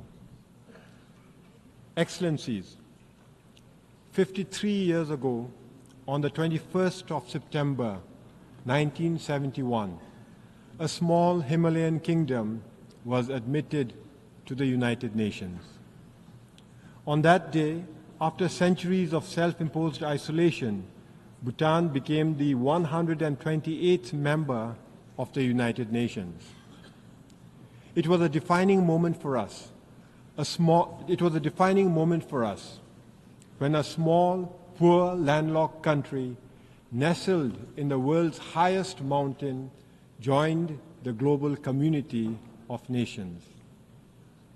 That same year, the United Nations created the least developed country category to provide targeted support to the world's poorest nations. Bhutan was among the first to be admitted in that list. Back then, our economy was primarily agrarian, operating largely on a barter system. Our per capita GDP income stood at just $215 US. Life expectancy was barely 40 years. Infant mortality was tragically high, at 142 deaths for every 1,000 live births. And our literacy rate was woefully low. We had only, in fact, less than 300 students in the few scattered schools that had been established to provide modern education. Today, I stand before you with a story of transformation and progress. Our per capita GDP has risen to more than $3,500 US. Life expectancy has increased to 70 years. Infant mortality has plummeted to 15 deaths per 1,000 live births. And our literacy rate, it has climbed to 71%, with youth literacy skyrocketing to 99%. I am pleased to report to this august assembly that because of our all-round progress, last December, 52 years after joining the United Nations, Bhutan graduated from the LDC category. To achieve this achievement did not come easily. It was a journey marked by hard work, perseverance, and sacrifice. But we were not alone. We had the support of many friends who accompanied us on this important journey. I take this opportunity to extend our deep gratitude to the United Nations and its specialized agencies. I would also like to thank all our development partners, including Japan, the European Union, the World Bank, and the Asian Development Bank for their unwavering support. But most importantly, I would like to reserve our deepest thanks to India, our closest friend and neighbor. They have been with us from the very beginning of our development journey and have remained steadfast in their support and friendship. Excellencies, graduating from the LDC category is a significant milestone. But what truly matters is that we did it in our own terms. Under the leadership of our enlightened monarchs, Bhutan has pursued a development path grounded in the philosophy of gross national happiness. This approach places the happiness and well-being of our people at the center of our development agenda. Thanks to gross national happiness, our economy, while it is still small, is sustainable and inclusive. Healthcare and education are free for all. Our unique culture not only survives, but thrives. More than 72% of our land is under forest cover, and we are recognized as a biodiversity hotspot and a carbon-negative country. Our democracy, a gift from our king, has been embraced by a reluctant population. Excellencies, having graduated from the LDC category, it is now our responsibility to ensure that we sustain our hard-earned progress and that under no circumstances should we ever backslide. As we chart a new course for the future, we are faced with new challenges, particularly those arising from our weak economy. Foremost among them is youth unemployment. To address these challenges, we must strengthen our economy. We must provide our youth with meaningful opportunities to grow and to prosper. We must embrace a new development paradigm. In this context, I am pleased to report that His Majesty the King has announced the establishment of the Gaelifu Mindfulness City. The Gaelifu Mindfulness City is a transformative vision for future urban spaces, a blueprint for living mindfully and sustainably. Spanning 2,600 square kilometers of pristine forests and fertile farmlands, it will enable human innovation and natural ecosystems to thrive together while fostering human well-being, environmental sustainability, and mindful living. We invite thought leaders, innovators, and investors to join us in building this groundbreaking city, contributing to a model of peace, harmony, and progress that others can follow. Excellencies, Bhutan's story is one of hope. but it is also a call to action. More than 50 years have passed, and only 7 nations have graduated from the LDC category, leaving 46 countries still in need. This is unacceptable. The international community must intensify its efforts to ensure that no nation is left behind, that all LDC countries achieve graduation. To accomplish this, we must address poverty, inequality, and vulnerability with a renewed sense of urgency. The Pact for the Future, which we adopted collectively at the Summit of the Future, provides us with a roadmap to transform the lives of the world's most vulnerable. However, transforming the future requires that we also transform institutions shaping it. The United Nations must evolve to meet the realities of today's world. The Security Council as it stands is a relic of the past. We need a council that reflects the current geopolitical, economic landscape, and social realities. Bhutan has long advocated for the reform of the Security Council to make it more representative and effective. For this, India, with its significant economic growth and population and leadership of the Global South, deserves a permanent seat at the Security Council. Similarly, Japan, a leading donor and peace builder, warrants permanent membership. Excellencies, in conclusion, let me reiterate our deep gratitude for the support we have received on Bhutan's journey to LDC graduation. Now we are committed to sustaining this progress, but we will need your continued support. In this regard, we invite your support and investment in initiatives like the Gelufu Mindfulness City. However, as we celebrate Bhutan's progress, we must also intensify our efforts to support other LDCs, ensuring that they too can achieve graduation. In this regard, the role of the United Nations is more critical than ever, reinforcing the imperative for multilateralism in addressing the global challenges we face. As we look to the future, I have the honor to close by repeating a profound message from His Majesty, our beloved King. I first did so 7 years ago, and I repeat, no nation today can stand alone in achievement. Time is slowly telling us that there can be no lasting individual success without success as a community.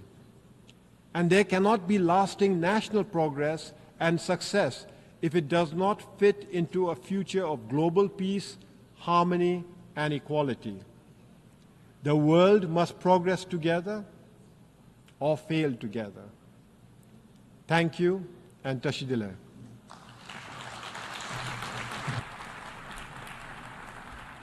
On behalf of the Assembly, I wish to thank the Prime Minister of the Kingdom of Bhutan.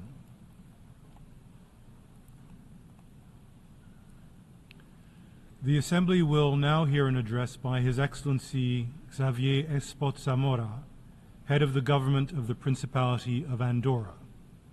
I request protocol to escort His Excellency and invite him to address the Assembly.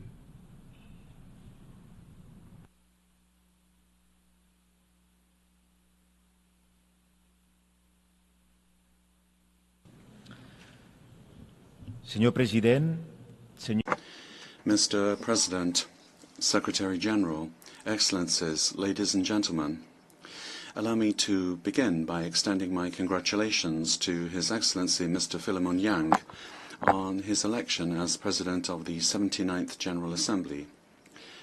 I would like to thank you, President, for having chosen unity in diversity, sustainable development and human dignity everywhere for everyone as the theme. Andorra could not be any more in agreement than we are with this goal. which we fully support, because my country is a tangible, real proof that people are able to live together peacefully for more than 800 years. Indeed, thanks to our understanding and mutual respect shown by our inhabitants, our country has never had a war, and we've never had an army. Andorra has always been an oasis of peace, tolerance and cohabitation, including during the most troubled times of the old continent. I'd also particularly like to thank the Secretary-General, Mr. Antonio Guterres, for his perseverance, for always preferring the path of conciliation, and for his message in favor of international law and against climate change. I would also like to stress the impetus that the Secretary-General has given to the Summit of the Future, which gave rise to the Pact for the Future that my country has signed. The goal of this is to strengthen the multilateral system, to adopt concrete measures to address new challenges and establish a roadmap to address existential risks to humanity, civilization, and most people on Earth. Classical authors, they are the basis of Western culture. They tell us, and I use the present tense because they never die, they say that all speech is vain and empty unless it be accompanied by action. What is important are the things that we do throughout our lives. All civilizations are born in specific circumstances, and very often they go down in history thanks to their conquests. But what is the conquest of this civilization? What is its vocation? And what is the heritage that it will leave behind? Or rather, what is the conquest, vocation and heritage that we want this civilization to leave to future generations? Ladies and gentlemen, today in the West we very often forget that democracy goes over and above simply putting your ballot in the box every 4 or 5 years. The very substance of the concept of democracy is the values involved: dignity, tolerance, equality, freedom, respect for people and nations. These values are human rights, the rights that this General Assembly has decided to protect 76 years ago by adopting the Universal Declaration of Human Rights. It would seem that the spirit in which this declaration was forged, a symbol of peace and dignity following 2 devastating world wars, is fading little by little. The forward march of extremist political positions is a reaction in the light of something that is viewed as a threat, an order that's viewed as a threat. The feeling that a recent past has been lost and it's better than the present, that has invaded current generations, and heightened by the idea that climate change will worsen living conditions and that globalization and migration flows will dilute and depersonalize our societies, and that children and young people today will live less well than their parents did. We find ourselves at a key moment in history where the debate cannot be hidden behind rhetorical language to avoid this situation. We will soon be celebrating the 80th anniversary of the United Nations, and this organization must continue to be the cornerstone of our world, to be an organization where states and the nations that make it up are moving in the same direction with the same goal: to respond effectively to the great challenges of our times in order to leave future generations a heritage which promises hope. Ladies and gentlemen, we have never had so many tools to bring about cooperation and dialogue. In the light of a very complex reality, but convinced as we are of the equality between nations, we must ensure the implementation of the Charter of the United Nations, strengthened by the pillars of the defense of human rights as well as the defense of international humanitarian law. Those are the things, and those alone, that must govern relations between states. The serious situations in Ukraine, Gaza, Lebanon and Sudan and other regions where we see conflicts that have become permanent, particularly in the region of the Sahel, we cannot remain indifferent to these.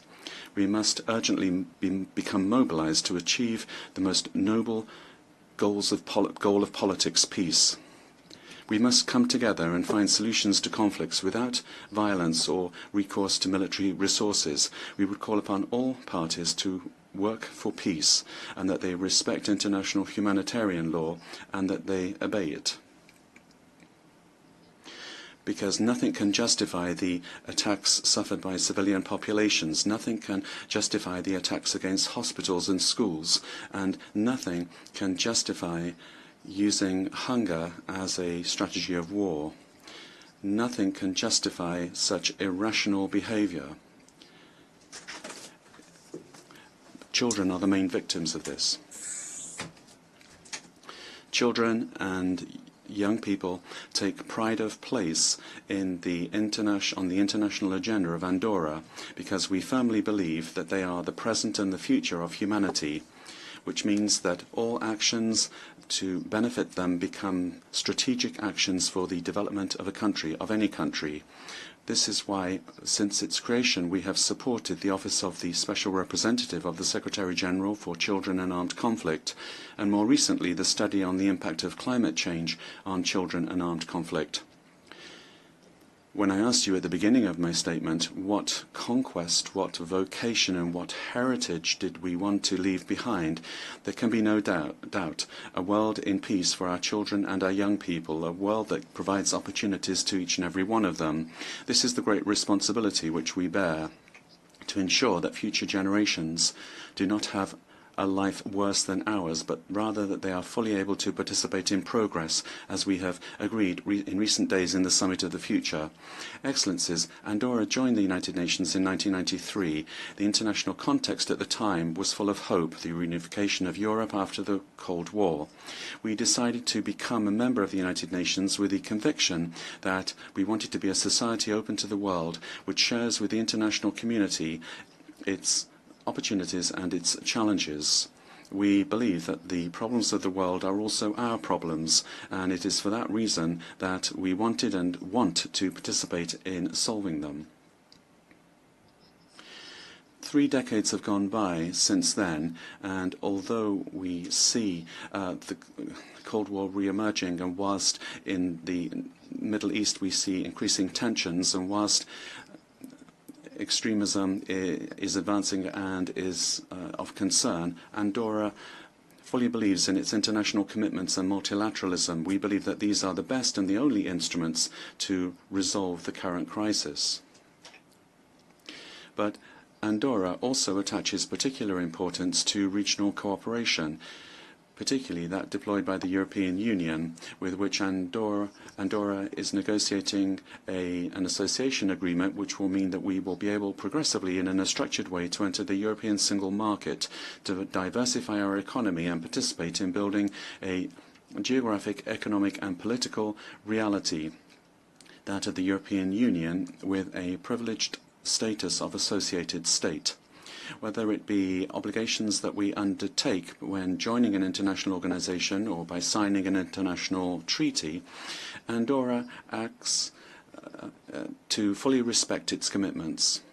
And as small as my country might appear to major states, that in no way takes away from our ambitious objectives. And this is always essential, as is our multilateralism, the climate emergency, gender equality, the digital transition and cultural diversity. On that last point, Andorra is very proud to have co-facilitated for one further year the resolution on multilingualism at the United Nations together with Guatemala. Ladies and gentlemen, climate change is undoubtedly a global threat, but it's also true that it affects certain countries more than others. This is the case for coastal regions where the sea level is increasing and mountainous regions where the ecosystem has become more vulnerable. This is the case for Andorra. The effects of climate change risk changing the way of life of its inhabitants and even the economy of the country. And it's for this reason that we have made the fight against climate change one of our main goals, internationally as well as nationally. Since the ratification of the United Nations Framework Convention on Climate Change in 2011, Andorra has met its communication obligations by respecting the principles of transparency, coherence, comparability, exhaustivity and accuracy, and we have even implemented certain things ahead of time with regard to the convention. In 2015, Andorra was one of the first to join the Framework Convention and produce our NDC, Nationally Determined Contribution. And we updated it in 2020 and 2022, and we plan to achieve climate neutrality by 2050. In 2023, Andorra was the first state to present its biannual report on transparency, which showed once again the importance that we attach to our commitment to fight against climate change.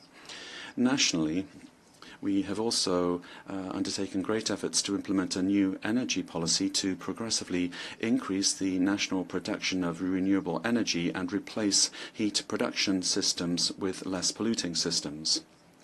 This policy in favor of renewable energy was led by the public sector with the implementation of very ambitious legislation and using significant aid and action plans. However, do you know that all of these efforts will be in vain if other countries do not do the same thing, if we are not all moving in the same direction, because fighting climate change is the most urgent global challenge that we have.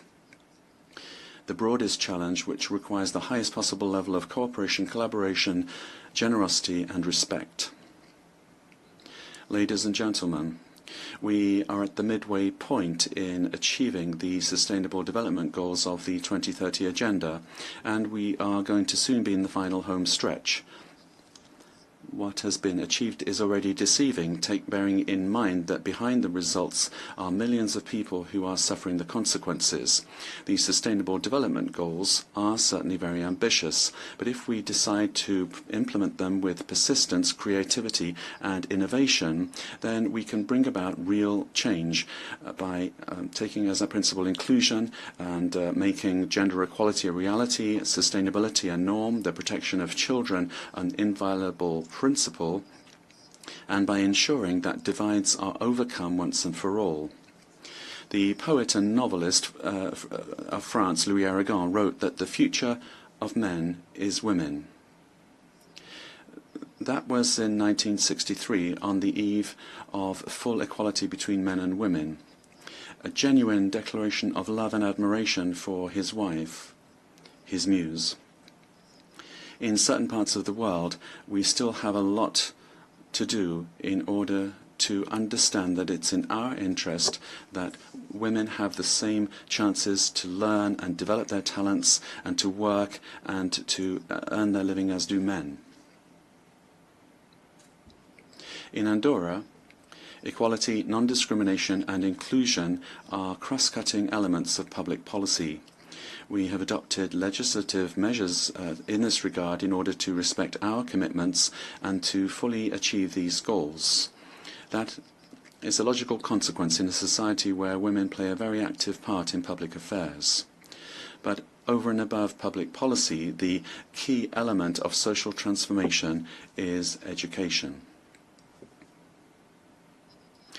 Equal education does not just mean teaching girls and boys to mutually respect each other. It means giving them the tools necessary to question social norms which perpetuate inequalities and to enable them to build a society where every individual is able to develop themselves to their full potential, whatever their gender. Currently, parity is respected in our institutions in decision-making positions, and for the first time we've had the honor to have an Andorran expert on the United Nations Committee for the Elimination of All Forms of Discrimination against Women. But bringing about gender equality requires determination and perseverance on the part of each and every one of us. As representatives of our respective countries, we have the moral and political obligation to promote this transformation.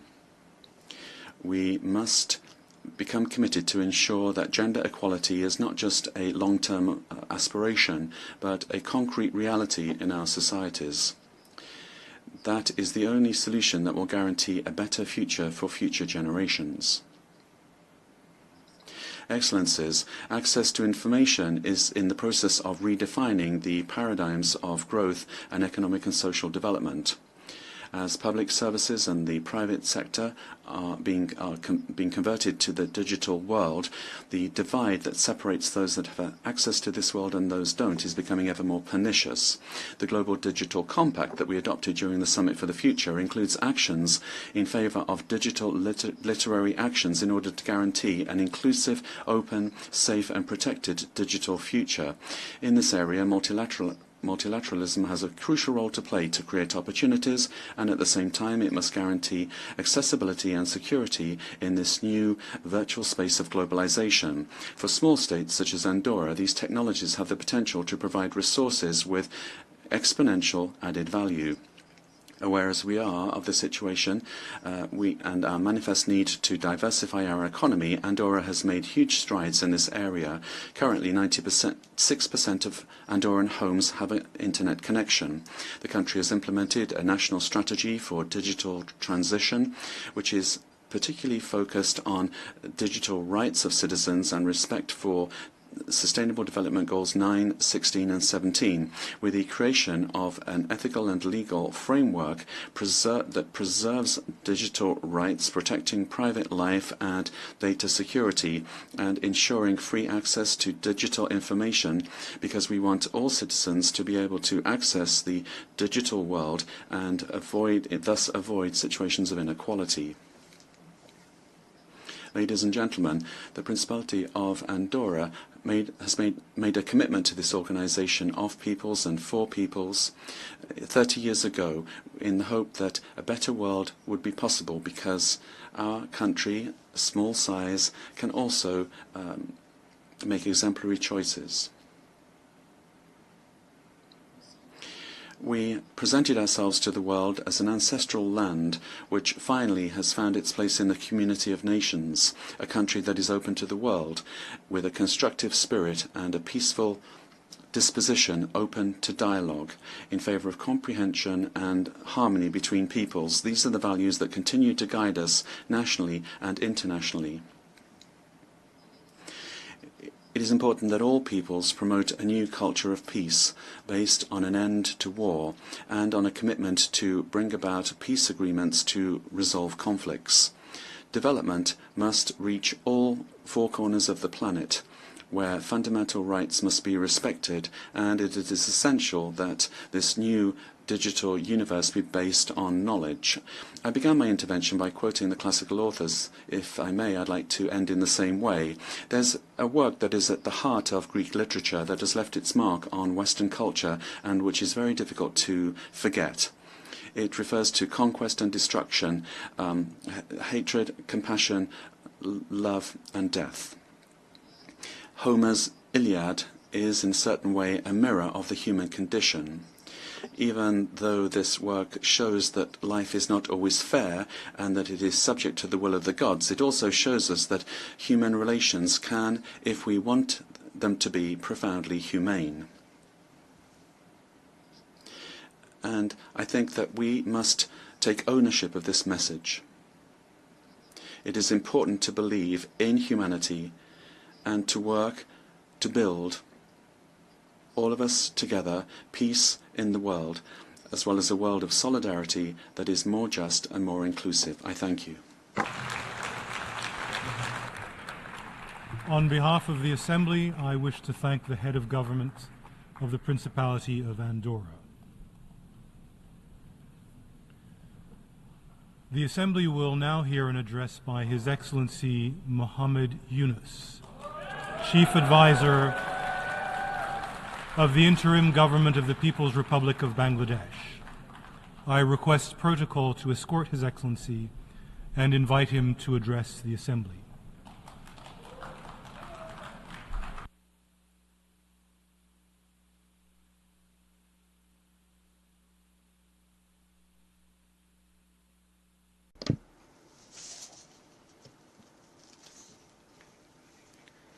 Bismillahirrahmanirrahim.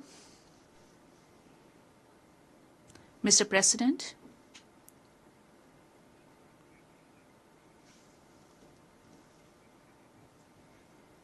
let me congratulate you on your election as the President of the United Nations General Assembly.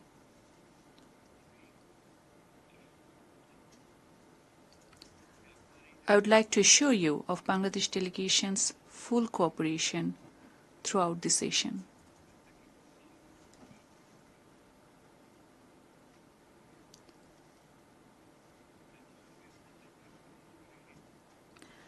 I would also place on record our deep appreciation to the Secretary General Antonio Guterres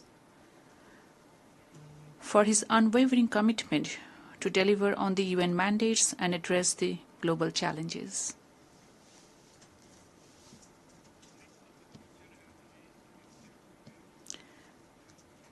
I particularly applaud his vision in convening the Summit of the Future.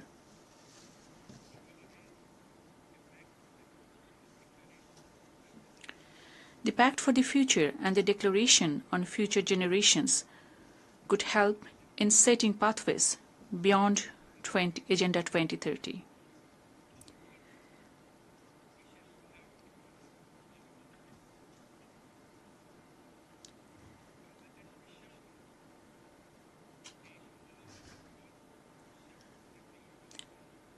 Bangladesh believes that the summit's outcome will serve as a guiding framework in materializing our shared aspirations and rethinking collaboration for posterity.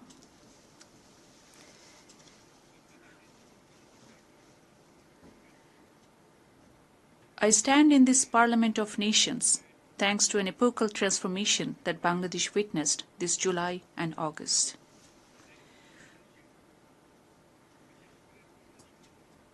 The power of the ordinary people, in particular our youth, presented to our nation an opportunity to overhaul many of our systems and institutions.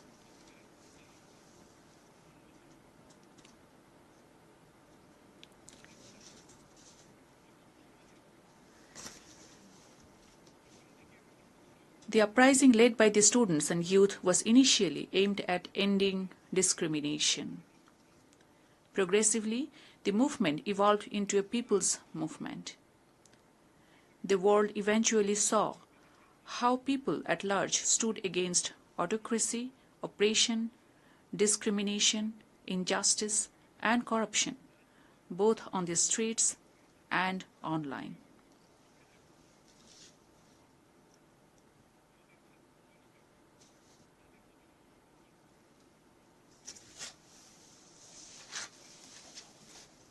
Our people, particularly youth, gained us independence from an autocratic and undemocratic regime with an exceptional resolve and capability.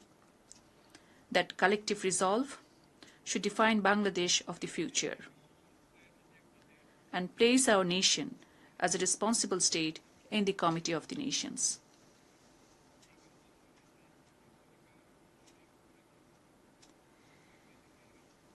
This was indeed a movement that primarily brought together people who were long left in politics and development, who asked prosperity to be shared, to be inclusive.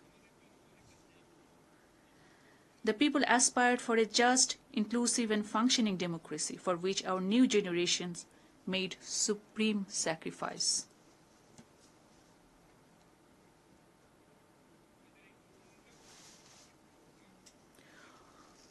We were moved by the wisdom, courage, and conviction our youth showed. Even braving bullets bare chest.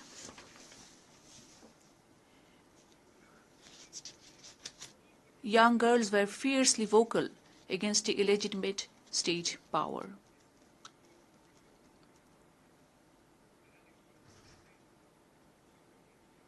School-going teenagers laid down their lives.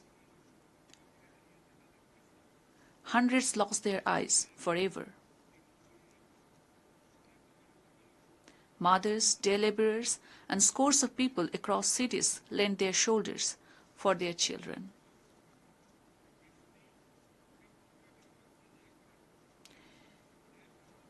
Defying sweat, rain, and fear of death, they defeated all the evil designs and machinations of few who manipulated the state machinery against truth and just aspirations of people for years. The People's Movement left an estimated over 800 martyrs in the hands of the autocratic regime. Bangladesh was born because of her people's profound belief in liberalism, pluralism, and secularism. Decades later, our Generation Z is making us revisit and reimagine the very values that our people stood for back in 1971, as our people also did in 1952 to defend our mother language, Bangla.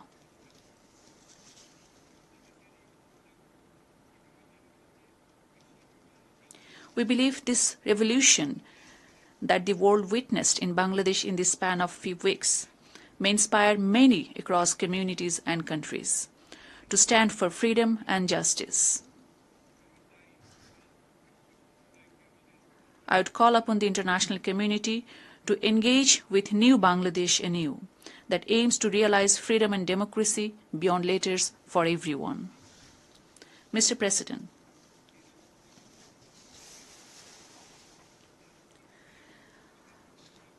our youth and people together entrusted me and my colleagues in the Council with enormous responsibilities to reconstruct a decaying state apparatus.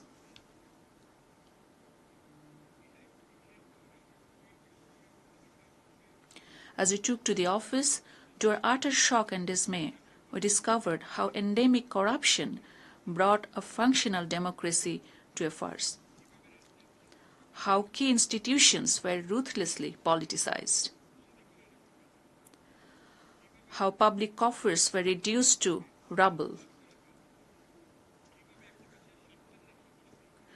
How oligarchs took over business.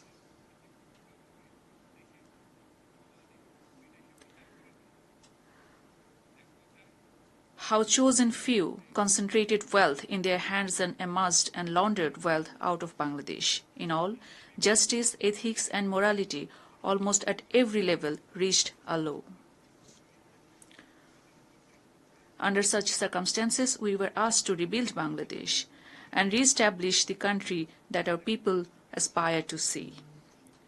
To correct the ills of the past as also to build a competitive and agile economy and a just society. In a drastically changed scenario, all political parties are now free to voice their views and opinions. A key priority for us is also to make all in public positions and institutions to account for their decisions and actions. We are committed to promote and protect the fundamental rights, for people to speak in freedom, to assemble without fear or inhibition, to vote whosoever they choose. This is what the nation desires, and we aim to achieve. We are also committed to uphold the independence of the judiciary and freedom of press, including in the cyber domain. In order to ensure that child of a farmer or worker can scale the highest in the society, we prioritize allocation in education and health sectors over grandiose infrastructure development.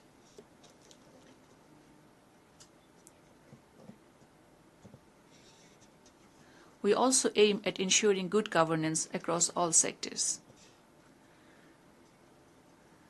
I wish to assure that our government shall adhere to all international, regional and bilateral instruments that Bangladesh is party to.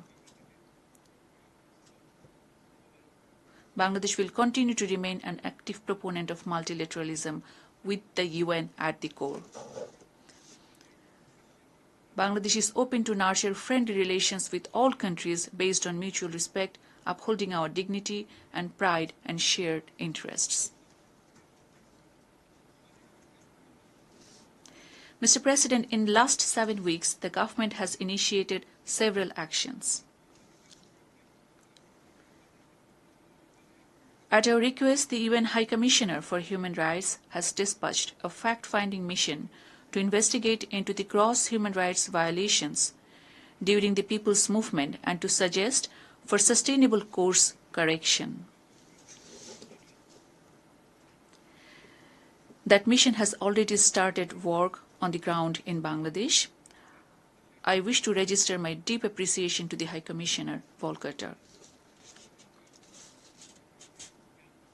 We have acceded to the International Convention for Protection of All Persons from Enforced Disappearance within 2 weeks in office.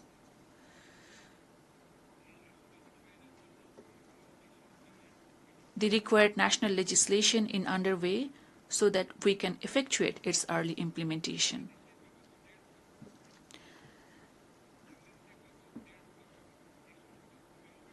An inquiry commission has started investigating into all the cases of enforced disappearances reported during the past decade and a half. In order to restore people's trust and confidence and to ensure that the tragic past never recur in future Bangladesh, we have initiated reforms in certain prioritized sectors. In that direction, we launched independent commissions to reform electoral system, constitution, judicial reform, civil administration, law and order sectors.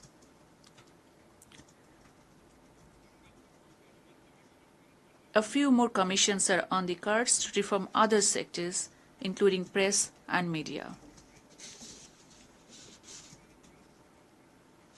In order to create a conducive environment for business, we have rolled out extensive reforms in banking and financial sectors. We affirm not to let any foreign business interest to be affected.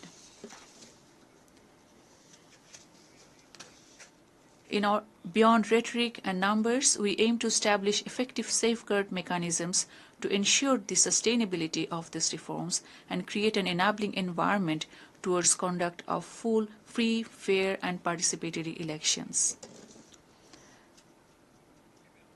I would therefore call on the international community to continue and deepen engagements with Bangladesh in meeting our people's quest for democracy, rule of law, equality, prosperity, so that we can emerge as a just and inclusive democratic society. Mr. President,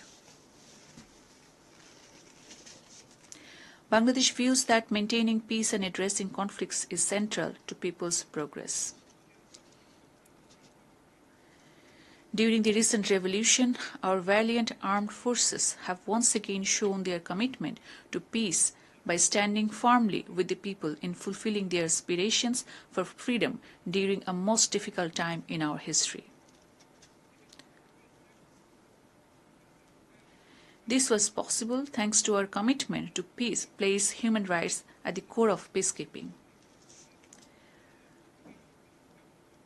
Bangladesh remains equally committed to peacebuilding from the inception of the UN Peacebuilding Commission.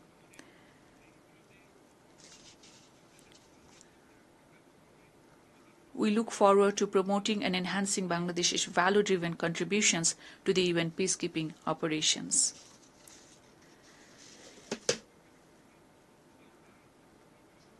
As the third largest troop contributing country, our peacekeepers had served across 63 missions in 43 countries to date.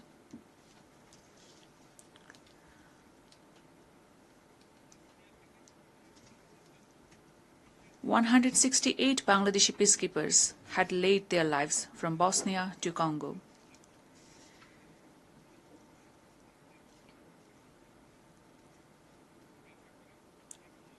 We do hope that Bangladesh Defence Forces would continue to be called upon in the future UN peace operations, regardless of the challenges or circumstances.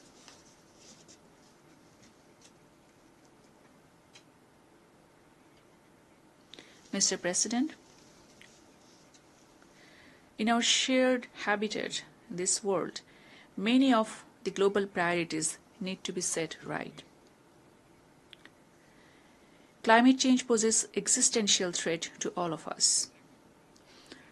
The record-breaking heat wave this summer starkly reminded the world of the climate-induced challenges. What we need is climate justice, so that the irresponsible choices or indifferent actions or harms caused are accounted for.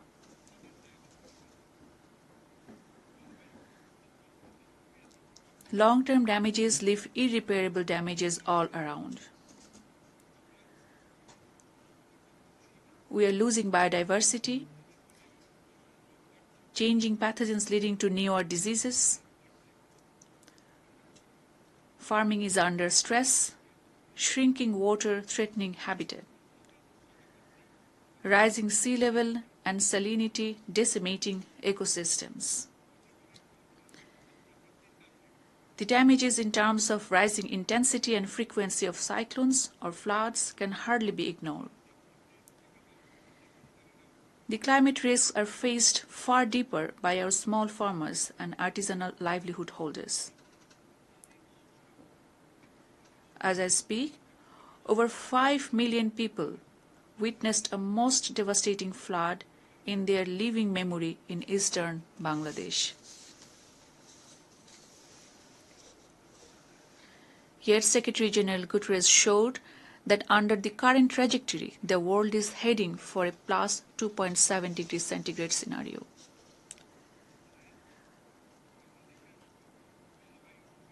I would hence urge for channeling robust resources for climate adaptation in the climate vulnerable countries like Bangladesh.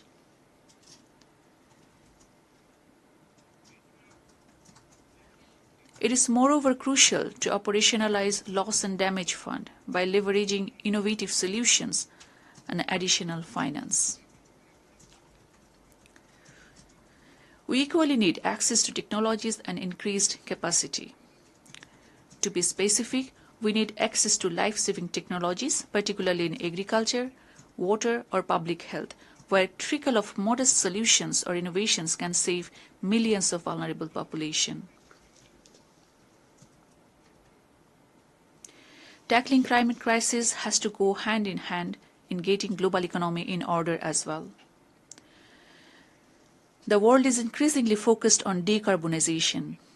In order for such a shift to be beneficial to majority of global population, the transformative vision of a net zero world has to redeem for countries like Bangladesh. Else we risk falling short on our pledge to shared prosperity through shared responsibility.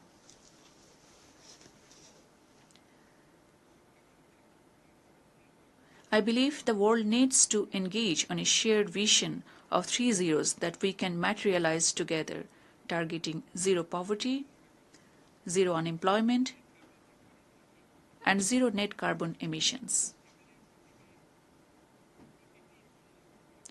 Where a young person anywhere in the world will have the opportunities to grow not as a job seeker, but as an entrepreneur. Where a young person can unleash his or her latent creativity despite all limitations. Where an entrepreneur can optimally balance social benefits, economic profits, and responsibility towards nature. Where social business can help an individual transcend beyond consumerism and can ultimately catalyze in social and economic transformation.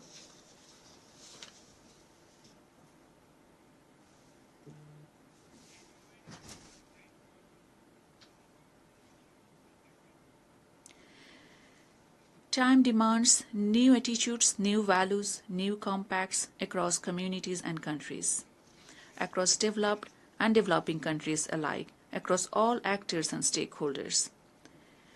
If we are to realize such course correction in full, the United Nations, national and local governments, non-governmental organizations, business, philanthropies have to work together. If we accept and accommodate social business within existing economic structures, we can bring meaningful changes in the lives of bottom half of population. If we can realistically position social business, we can stem much of climate-insensitive distortions within the existing market economy. I would like to invite the attention of the Secretary General Antonio Guterres on that score. Mr. President, in a world of polycrisis, wars and conflicts are leading to erosion of rights and widespread abuses. The genocide in Gaza continues unabated despite global concerns and condemnation.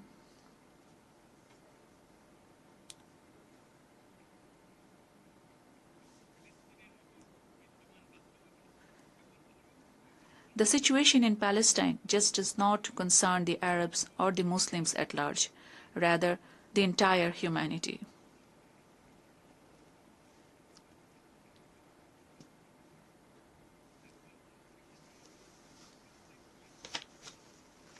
Palestinians are no expendable people.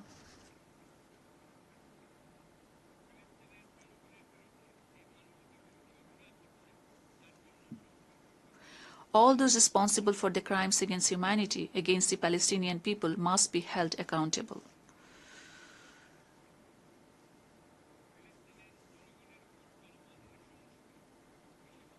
Bangladesh calls for an immediate and complete ceasefire to protect the Palestinian people from the brutalities, particularly against the children and women.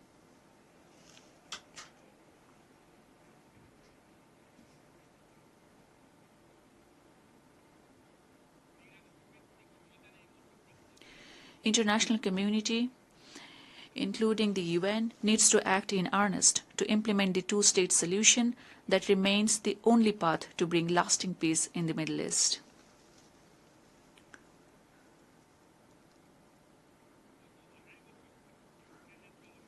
The 2.5-year-long war in Ukraine has claimed far too many lives. The war has impacted far and wide, even lending deeper economic implications in Bangladesh. We would urge both sides to pursue dialogue to resolve the differences and end the war.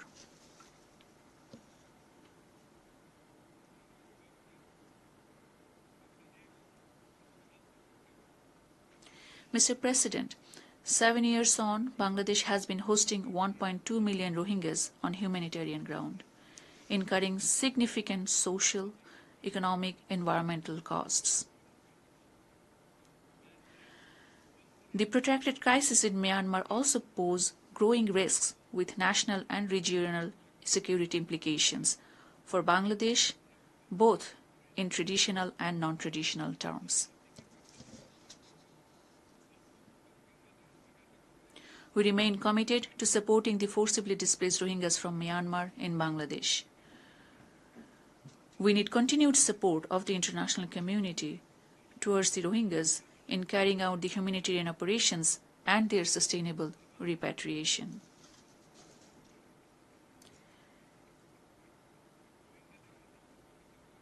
Equally important is to ensure justice for the grave human rights violations committed against the Rohingyas through the ongoing accountability processes in the ICJ and the ICC.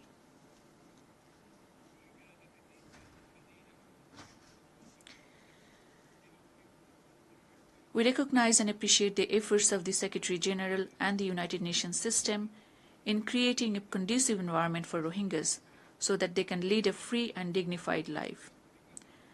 That requires creating pathways for the Rohingyas to return to their ancestral home in Rakhine State with safety and rights. Looking at the evolving ground situation in Myanmar, Bangladesh is ready to work with the international community to create an environment for dignified and sustainable return of the Rohingyas to their homeland.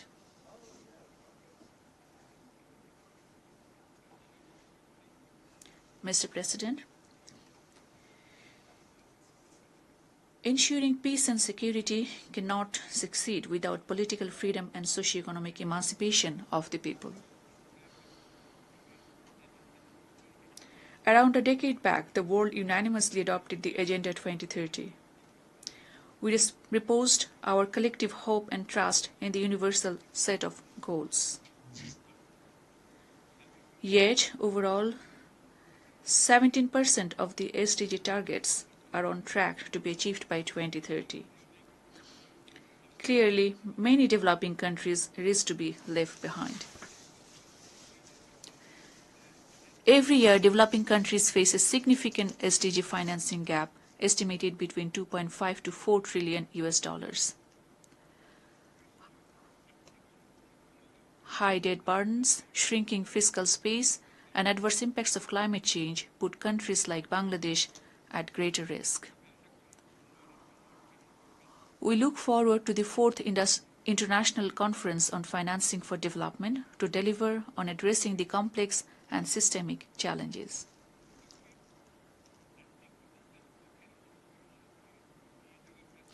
The multilateral financing institutions have to be driven by a vision where wealth and opportunities can be accessed by all, that they rightfully place social business within respective programs, that they duly address the circumstances in the low-income countries, that they promote entrepreneurship and encourage creativity of individuals, that they support the dispossessed.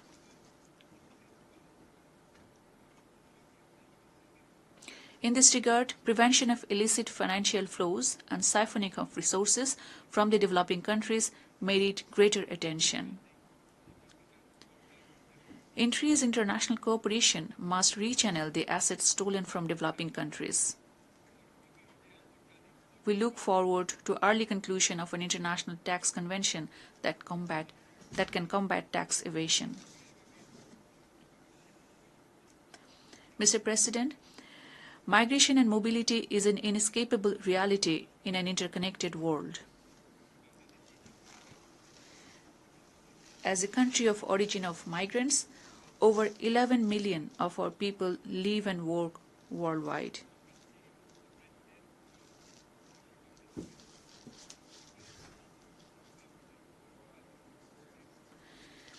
In order for migration to be beneficial for all, we have to create pathways for safe, orderly, regular, and responsible migration and mobility of people.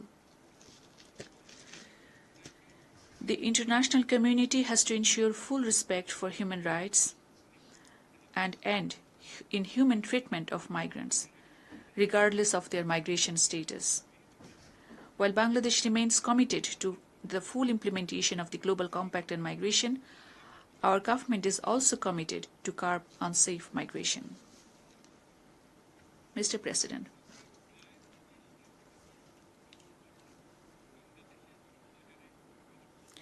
every year nearly 2.5 million Bangladeshis enter our labor market.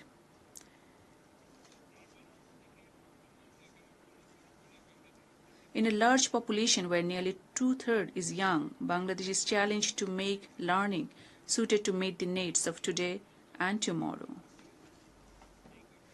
Yet we see the world of work is changing, where a young person has to adapt constantly, reskill, adopt newer attitudes. As Bangladesh is set to graduate as a middle-income country, we reckon the vital need to secure ourselves in terms of learning and technology. Let me speak about artificial intelligence. We are particularly enthused with the emergence of artificial intelligence tools and applications. Our youth are excited with the prospect of first unfolding generative AI. They aspire to walk and work as global citizens.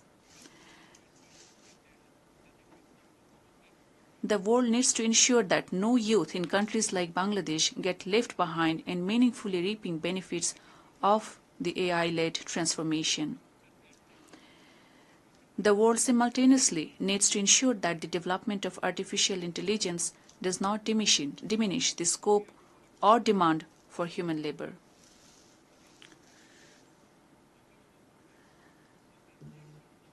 As the scientific community and world of technology keeps moving on developing autonomous intelligence, artificial intelligence that propagates on its own without any human intervention, we all need to be cautious of possible impact on every human person or our societies today and beyond.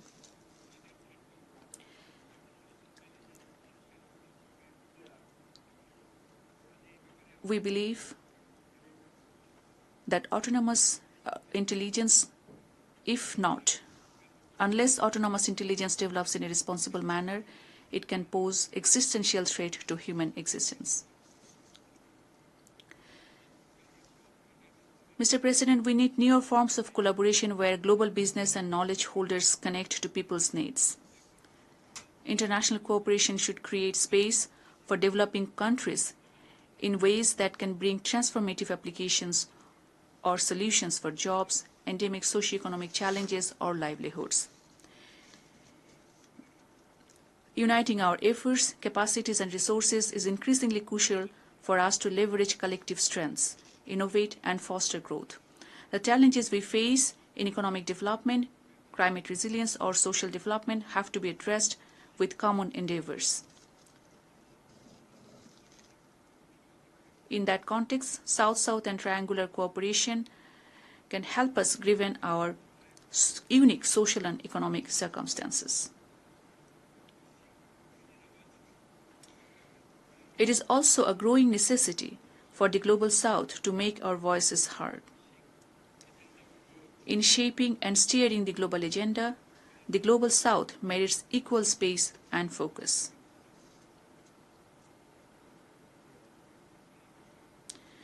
Mr. President, the COVID times underlined before us the crucial importance of investing in public health.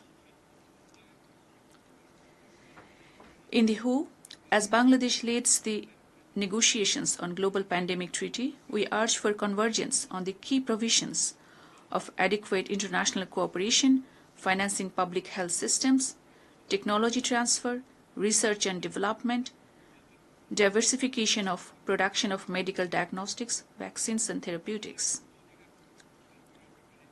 We also to declare vaccines a global public good that is free from the rigors of intellectual property.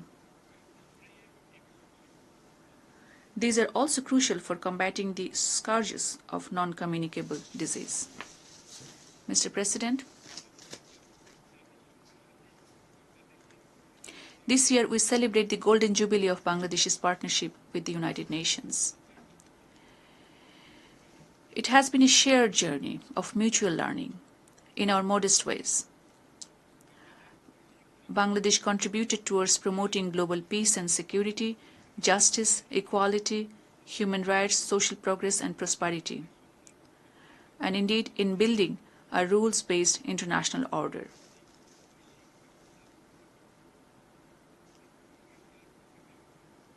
For instance, I recall the microcredit resolution and the Friends of Microcredit that was formed in the UN General Assembly back in 1999 with exceeding spontaneity. The United Nations declared 2005 as the year of microcredit. That resulted in global reach of microcredit. The Annual General Assembly resolution on culture of peace since 2001, or the Resolution 1325 in the Security Council on Women, Peace and Security may be worth recalling as well.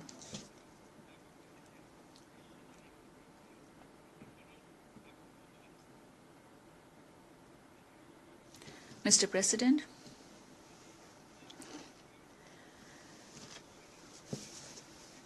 as the Great Hall reverberates with crying call for peace, security, justice, inclusivity, and equitable distribution of wealth, as states, we need to reflect on how we embolden men and women today, create space for them to grow as entrepreneurs of tomorrow.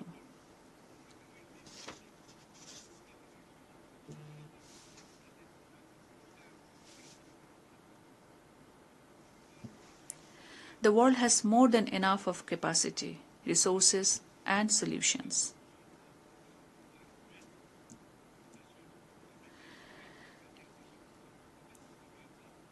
Let us redeem all the pledges we made nationally and internationally.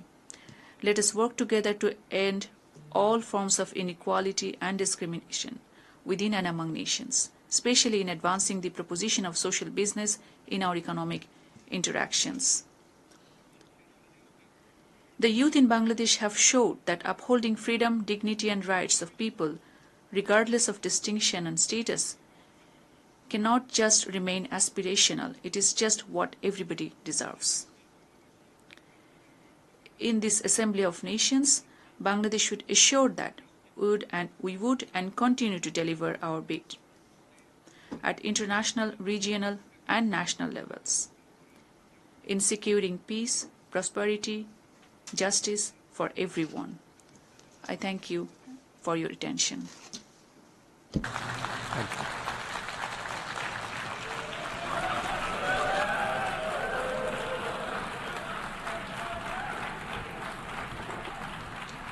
On behalf of the Assembly, I wish to thank the Chief Advisor of the Interim Government of the People's Republic of Bangladesh. The Assembly will now hear an address by His Excellency Dorin Recian, Prime Minister of the Republic of Moldova. I request protocol to escort His Excellency and invite him to address the Assembly.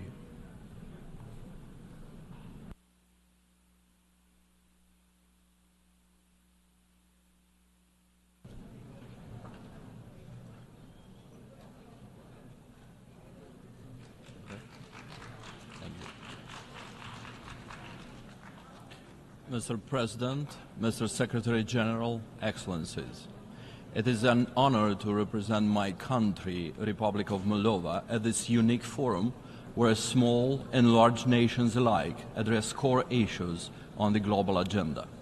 Climate change, poverty, and the global cost of living crisis are our generational challenges. So is peace and security. For some time now, it seemed we were living in a rules-based international system which strongly discouraged geopolitical conquest, spheres of influence, and disregard for the aspirations of smaller nations. The world proved to be a much safer place when smaller nations have a say and the choices their people make are respected. Peace and security, prosperity, and free choice is the core agenda for Moldova today. Generations of our intellectuals, writers, and civic activists have fought for our independence and for the freedom to pursue our identity and values. These have succeeded in making Moldova free. After 33 years of independence, we see it in the confidence of our youth, in the revitalization of our culture, and in the way our people stand proud on the international stage, knowing their future lies in their own hands. Very next to us, Russia's unprovoked and unjust war of aggression against Ukraine threatens the fabric of our international order. It throws us back to the times of great power politics, when a large state pursues cynical geopolitical designs to divide the region into spheres of influence and annex smaller neighbors, denying them a say in their own destiny. For Moldova, this is not a mere distant memory, it is a looming threat. Moldova knows all too well the consequences, and we are determined to never return to those times. Don't forget, Kremlin doesn't want us at the table. Kremlin wants us on the table. Never mind all the excuses and the circumstances. Compulsion and raw force are perpetuated and complemented now with hybrid warfare, malign influence, and subversion of the democratic state. And these latest developments, ladies and gentlemen, are threatening not only Moldova. We see them escalating throughout the democratic world too. Even mature democracies find it difficult to cope with, witnessing polarization and division. Therefore, Ukraine is now fighting not just for its statehood, nation, and its very existence. It is fighting for each nation's freedom to choose and pursue its own national aspirations. Moldova stands by and in solidarity with Ukraine in defense against Kremlin's aggression. And we urge the international community to timely provide all necessary support to Ukraine. Distinguished audience, despite the war at our border, Moldova remains an active and committed contributor to the regional security. We are a reliable partner for our neighbors, Romania and Ukraine, as well as the European Union. We have preserved peace and security in Moldova.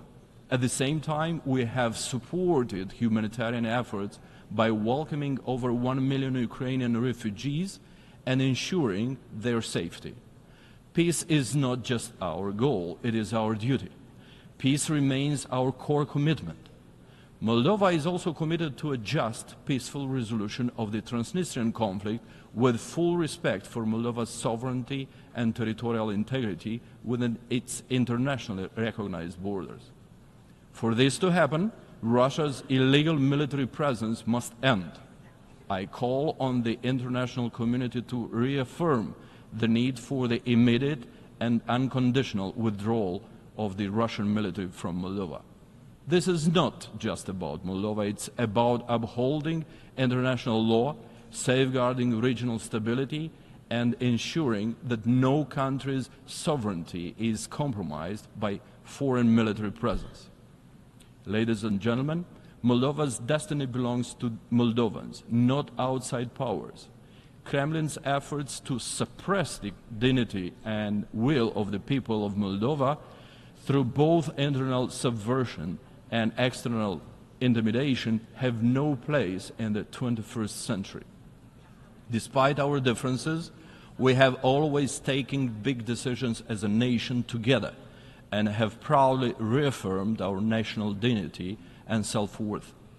The social compact of our society is individual freedoms, human rights, competitive elections, and open society, not Kremlin's satellite state. Today, our people are closer than ever to fulfilling these aspirations. We're full of hope and determination. Hope for a democratic, prosperous future in the European family of nations, to which we rightfully belong. And this hope is firmly rooted in Moldova's collective achievements over the past years, determined to work hard and tirelessly to become a proud member of the EU's peaceful and prosperous family. Moldova stands today stronger and more united. Despite flooding Moldova with illicit money, propaganda and falsehoods, and waging a fully fledged hybrid attack, Kremlin has failed to divide our house against itself. Moldova is no longer a gray zone, a profitable money laundering enterprise for unscrupulous oligarchs and foreign powers who plundered the state and the people and money.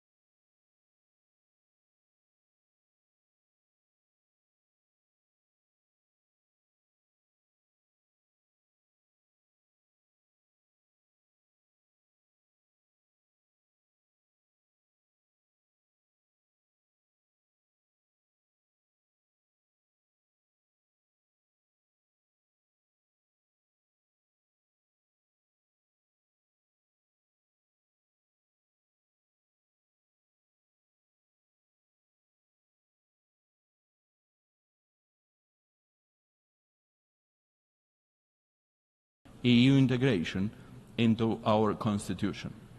Russia may continue its attempts to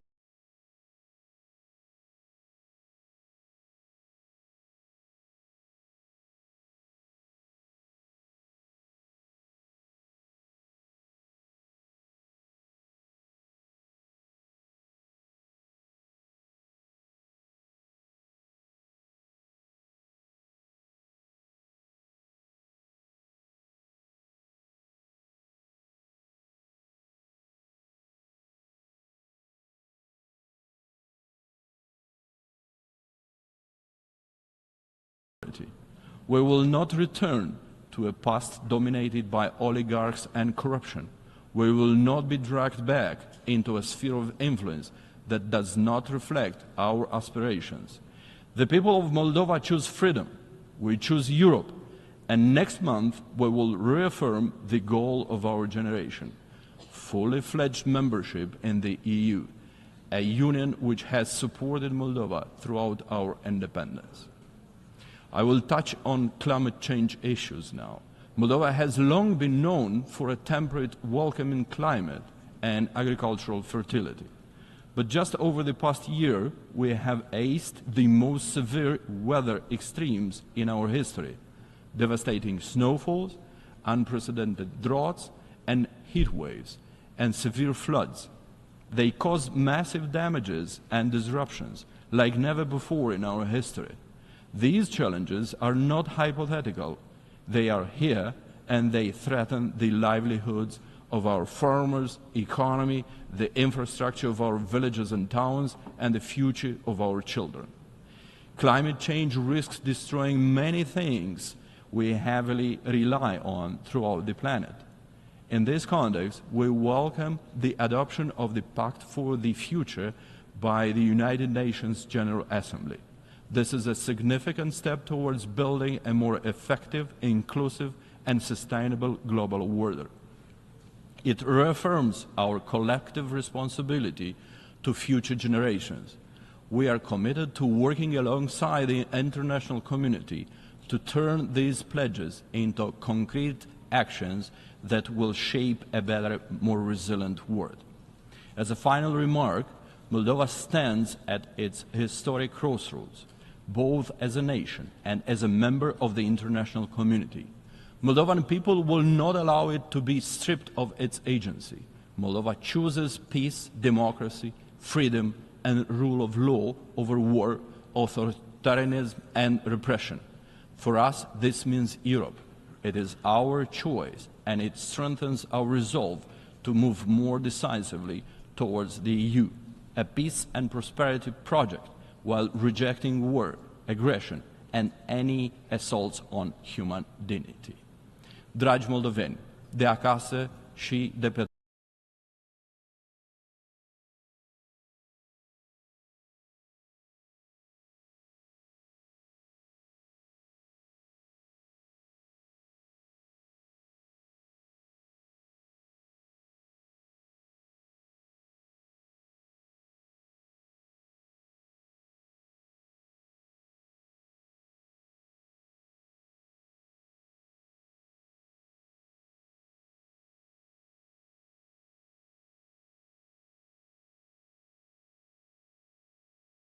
and invite him to address the Assembly.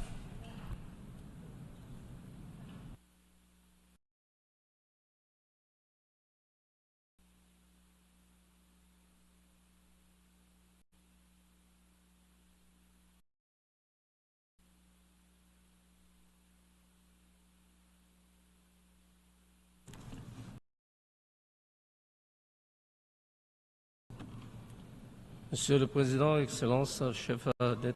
President, Excellency, Heads of State and Government, Mr. Secretary General, distinguished delegates, ladies and gentlemen. I have the great honour to address this eminent assembly on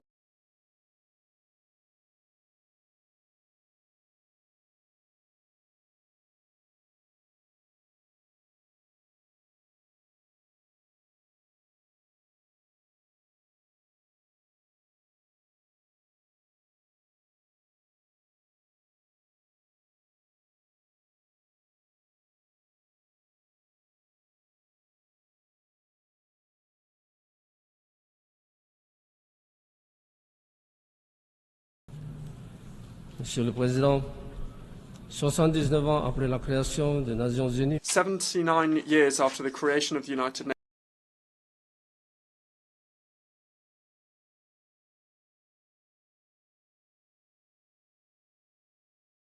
Nations, our efforts to create a better world for current and future generations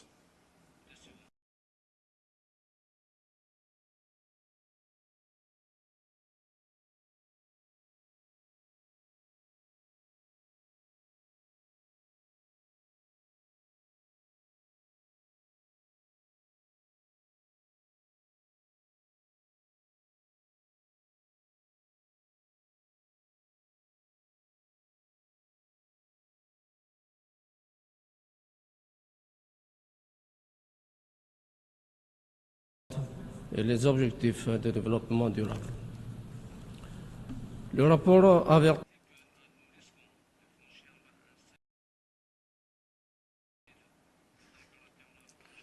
we risk crossing a dangerous temperature threshold. over the next 10 years, and that's why Vanuatu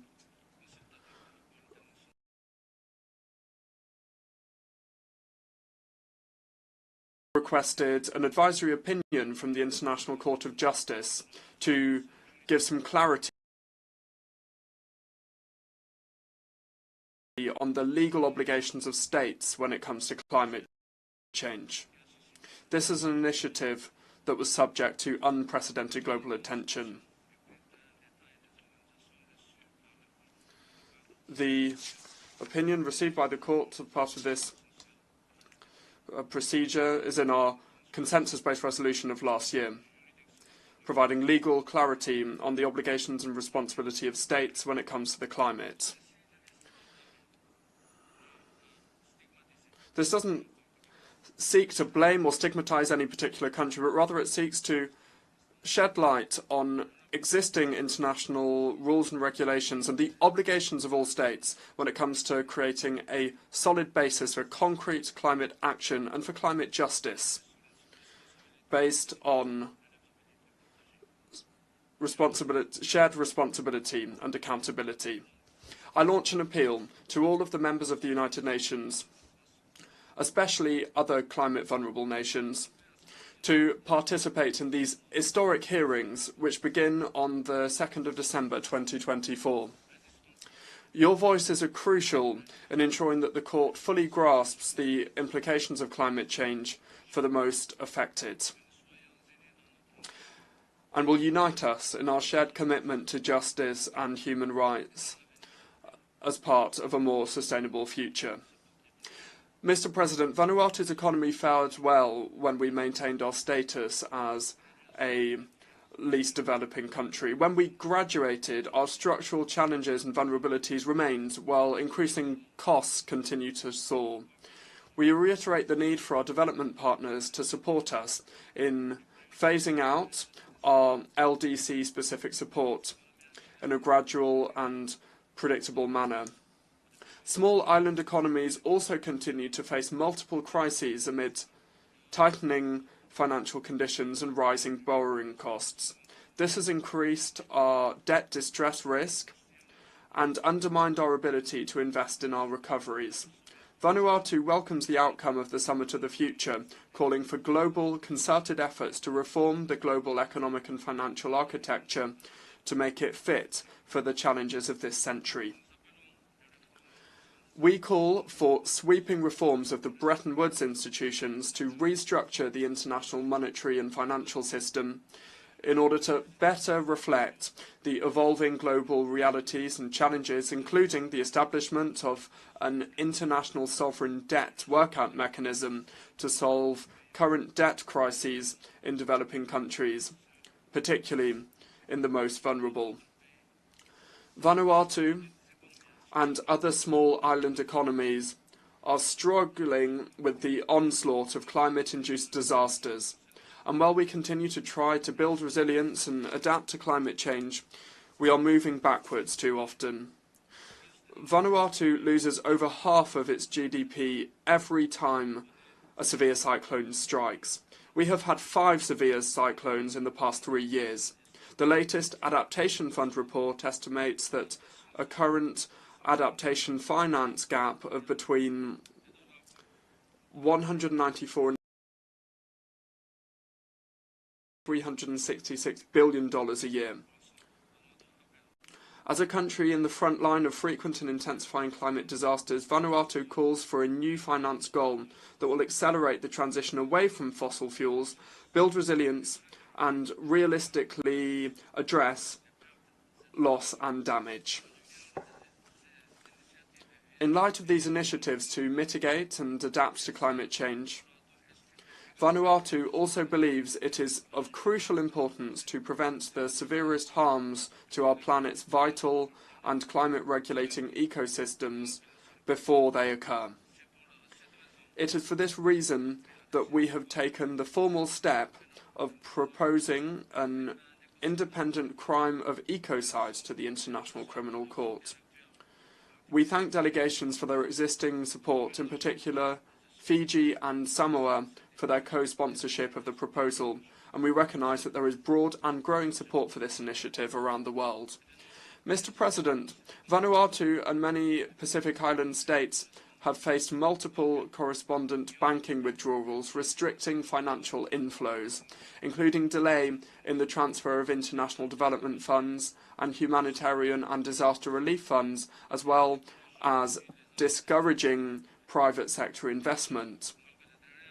This is despite genuine efforts to improve and enforce national money laundering and finance for terrorism regulations.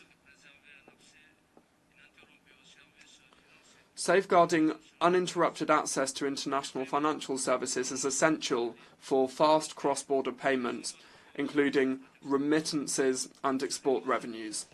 We welcome the efforts made by the World Bank to help Pacific Island countries address this issue, among others, earlier this month.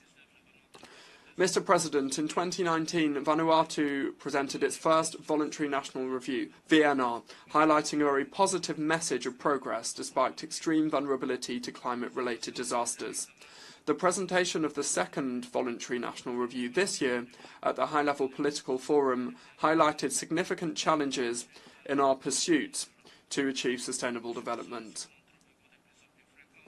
We continue to endure increasingly frequent and severe tropical cyclones, which were compounded by the impacts of the COVID-19 pandemic, and there is no clear trajectory or end in sight.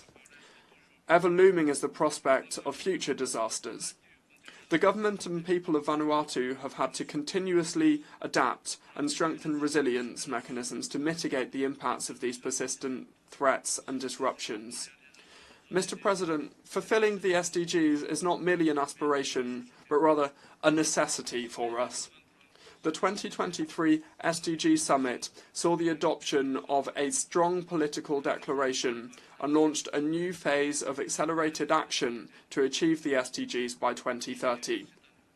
In July this year, the convening of the high-level political forum, yet again, serves as a platform to follow up and review the 2030 Agenda for Sustainable Development with an aim to galvanise real transformational change to achieve these Sustainable Development Goals.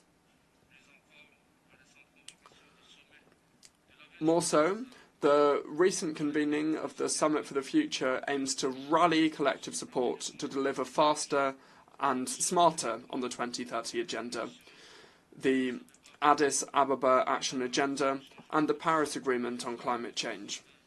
It is my hope that the reforms highlighted in the Pact for the Future will enable us to rebuild trust again in the multilateral system. The Pact for the Future requires strong political will to drive transformative actions that will usher in a brighter future for all. Mr. President, financing is the fuel for development. Yet, at the very heart of our lack of making real progress in achieving the SDGs lies a lack of financing. We remain at the front lines of a climate emergency that not only threatens our overall sustainable development, but time and again, given the lack of affordable alternatives, we are forced to incur unsustainable levels of debt to finance recovery from natural disasters. The international financial architecture, therefore, must be reformed to address the urgent challenges of today. Our varying needs must be embedded into the global economic and financial system so that it is more inclusive, fair, and responsive to all. This includes developing tailored support and solutions that also facilitate easier access to affordable long-term finance and address the decline in corresponding banking relations. Likewise, there must be a stronger push to enhance the representation and meaning participation of SIDS in the global economic and financial institutions. Mr. President, Vanuatu, like many of our Pacific neighbours, continues to face acute existential health and development threats, including the burden of non-communicable diseases and malnutrition, as well as threats from future pandemics. COVID-19 and severe tropical cyclones expose Vanuatu to its fragile health infrastructure and the need to invest in a health system that can better respond to the needs of its people and to future pandemics, that will be resilient to climate change and related natural disasters. We urge the World Health Organization and SIDS partners to work together to enhance access to sustainable financing to support our efforts to prevent and to control non-communicable diseases and our efforts to build a health system that is fit for purpose. Mr. President, advancing the agenda of leaving no one behind in the context of the non-self-governing territories means that we must work constructively to complete the work of decolonization. Recently, the First Peoples of New Caledonia were not content with the manner in which the third referendum for political independence from France was conducted. As a result, riots took place, which led to several deaths and stalling of economic activity. It's essential to recognise the rights of First Peoples to their lands, oceans and culture. I encourage the First People of New Caledonia to work together with France to address their political future. In the meantime, New Caledonia must remain in the decolonisation list. In a similar vein, we call for the right of the First People in West Papua over their customary land and culture to be respected, and I plead that they work mutually with the government of Indonesia to address their challenges and to obtain greater autonomy for West Papua for greater participation in decision-making. Mr. President, to achieve sustainable development, we need peace. Today, some regions of the world are not able to enjoy sustainable development due to the inability of the United Nations to maintain international peace and security. We call for the urgent reform of the UN Security Council to ensure that it is fit for purpose and able to meet the challenges of our time. We are deeply concerned over the greatest threat to international peace and security posed by the continued existence of nuclear weapons. With the current heightened global geopolitical tensions, we call for a renewed and strengthened effort to come out of the current impasse in achieving nuclear disarmament and nuclear non-proliferation in all of its aspects. We further call for the United Nations Charter to be respected. In today's fractured and polarised world, we need to accelerate our efforts to work together and rebuild trust in the multilateral system. The UN at its centre. The Summit of the Future offers us hope, and now we need to move from rhetoric to real actions on the ground. We need peace for the advancement of sustainable development and human dignity for present and future generations. It's essential to act on finance as a driving force for development. Thank you.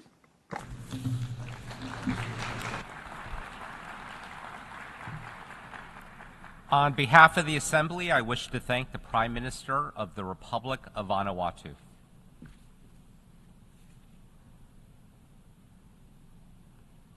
The Assembly will hear an address by His Excellency Andrej Plenković, Prime Minister of the Republic of Croatia.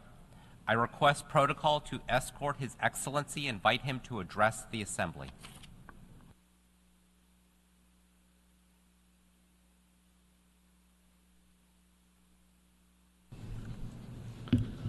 Mr. President, Excellencies, distinguished ladies and gentlemen, today we should stand united in the face of unprecedented global challenges.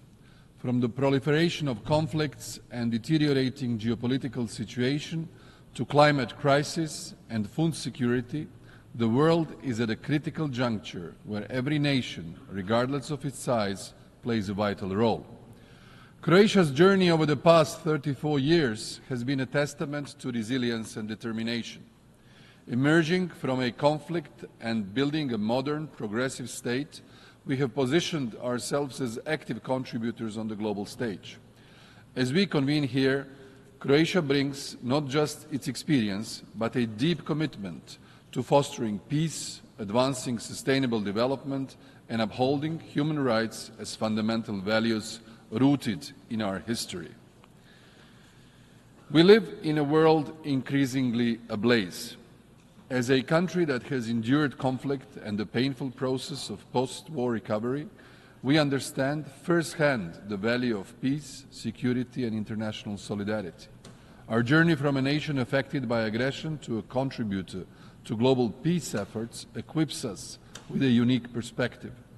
The lessons we have learned about resilience, reconciliation, and the importance of upholding international law shape our commitment to promoting peace and security worldwide. In a world facing intensifying crises, from Ukraine to Middle East and Sudan, Croatia stands firm in its belief that every nation has the right to self-determination and protection under the UN Charter. Russia's brutal aggression against Ukraine continues well into its third year, trampling all tenets of international law. While Ukrainian civilians continue to die and suffer, the largest active nuclear power plant in Europe is also at risk. This undermines all principles of nuclear safety and may bring about catastrophic consequences with cross-border impact. All member states of the United Nations have the right to be independent, and their people must be free to choose their own path. They must not depend on their neighbor's permission, nor should they be left alone to succumb to a neighbor's military aggression. In that vein, we will not tire in our support to Ukrainian sovereignty and territorial integrity, and in our assistance, and we call upon all to do the same. At the same time, the looming threat of a wider conflict in the Middle East is evident. The heinous terrorist attack on Israel on 7th October horrified us. So did the unspeakable continued tragedy since endured by the Palestinian civilian population in Gaza, where thousands were killed and wounded. Whatever historical or present grievances continuing down this path will not bring a lasting resolution, only more death and destruction. We call for the immediate and unconditional release of all remaining hostages, and on both sides to engage in genuine negotiations to end hostilities and prevent further escalation. The Middle East and its people deserve a better future, the rest of the world as well.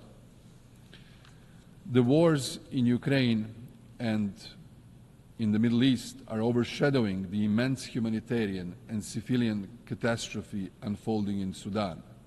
This is even more alarming considering the context of increasing fragmentation of the security architecture in many parts of the African continent. Reversing this trend should be seen as a priority by all of us. We must not leave Africa behind, a continent where half of the population is younger than 19, should and must be seen as a source of hope for humanity, not as an afterthought. The UN Charter is not just another document we can simply and easily replace. The world's constitution must be upheld more than ever before. Reinvigoration of effective multilateralism with the UN in its center must not be reduced to a phrase we use on the occasions like this. In the same vein, we must not falter when it comes to strengthening international arms control, disarmament, and the non-proliferation architecture. This is essential not just to avoid conflict, instability, or even greater tragedies, but to reduce the already heightened risks of escalations, either deliberate or as a result of a misunderstanding. Extremist and terrorist groups and their affiliates continue to pose a severe threat around the world, leaving no society safe. Their continued expansion in various regions and the increasing level of violence they resort to only remind us that countering and preventing terrorism requires long-term commitment as well as continued coordinated efforts of the entire international community. As a country that proudly hosted, supported, and enabled the success of the United Nations Transitional Administration for Eastern Slavonia, rightly considered by many as the most successful peacekeeping mission in the history of the United Nations, and which Croatia managed to join just a decade ago NATO after the departure of the last UN peacekeeper, we know all too well the meaning of peacebuilding, its significance, and the efforts it requires. As this year's Vice Chair of the Peacebuilding Commission and last year's Chair, Croatia supports strengthening the links between the three pillars of the United Nations: peace and security, development, and human rights. There is no peace without sustainable development, and no sustainable development without peace. There is little time left to strengthen our focus on prevention at all levels. For the Peacebuilding Commission, it means to focus more on structural prevention through national prevention strategies and operational prevention by sending flexible civilian missions upon a country's request. The 2025 review of the peacebuilding architecture will be a crucial moment to strengthening the PBC and to broaden its mandate and give it some decision-making powers. You can count on Croatia's active participation to share its experience and in view of its candidature to be again a member of the PBC in 2026. Croatia is also proud that today a Croatian company is a global leader in robotic demining, and we are actively supporting Ukraine by providing our expertise to assist in the clearance of mines and unexploded ordnance in conflict-affected areas. Ladies and gentlemen, we are committed to sustainable development, which is deeply rooted in its unique position as one of the most biodiverse and nature-rich countries in Europe. Often referred to as the nature park of Europe, Croatia has long recognized the importance of preserving its natural resources. Our achievements in renewable energy, where we rank among the top in the European Union, and our strong performance in meeting the UN Sustainable Development Goals reflect a national strategy that balances economic growth and social stability with environmental stewardship. As we stand at the crossroads of environmental crisis and digital transformation, Croatia's experience offers valuable insights into how we can harness innovation while protecting our planet for future generations. The path we take today will determine our future tomorrow. Therefore, we must choose it wisely. Croatia, in its national development strategy till 2030, espoused a vision of a competitive, innovative, and safe country with a recognizable identity and culture, a country with preserved resources, quality living conditions, and equal opportunities for all. We have built our strategy on the three main interrelated development pillars: digital transformation, decarbonization, and demographic revitalization. The digital transformation of our societies is inevitably changing our way of life and our way of doing business more rapidly and intensively than any transition in the last century. We are transforming our state and public administration, businesses, and society, and half of our population is using the digital services of the state. Croatia's IT industry is competitive and booming.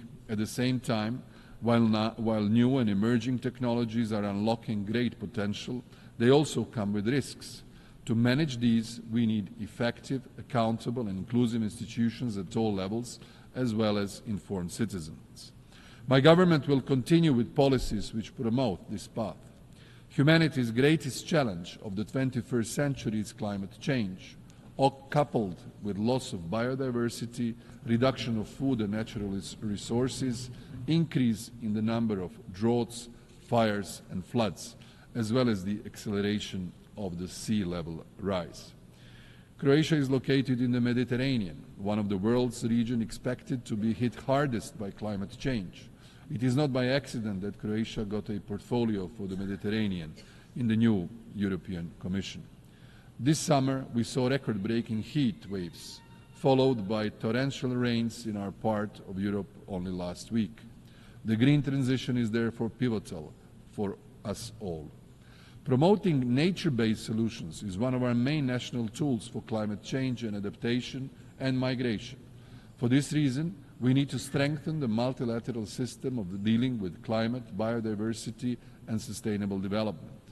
We need to put more efforts in dealing with climate as a threat amplifier that endangers security and stability of many regions and countries in the world, especially in Africa.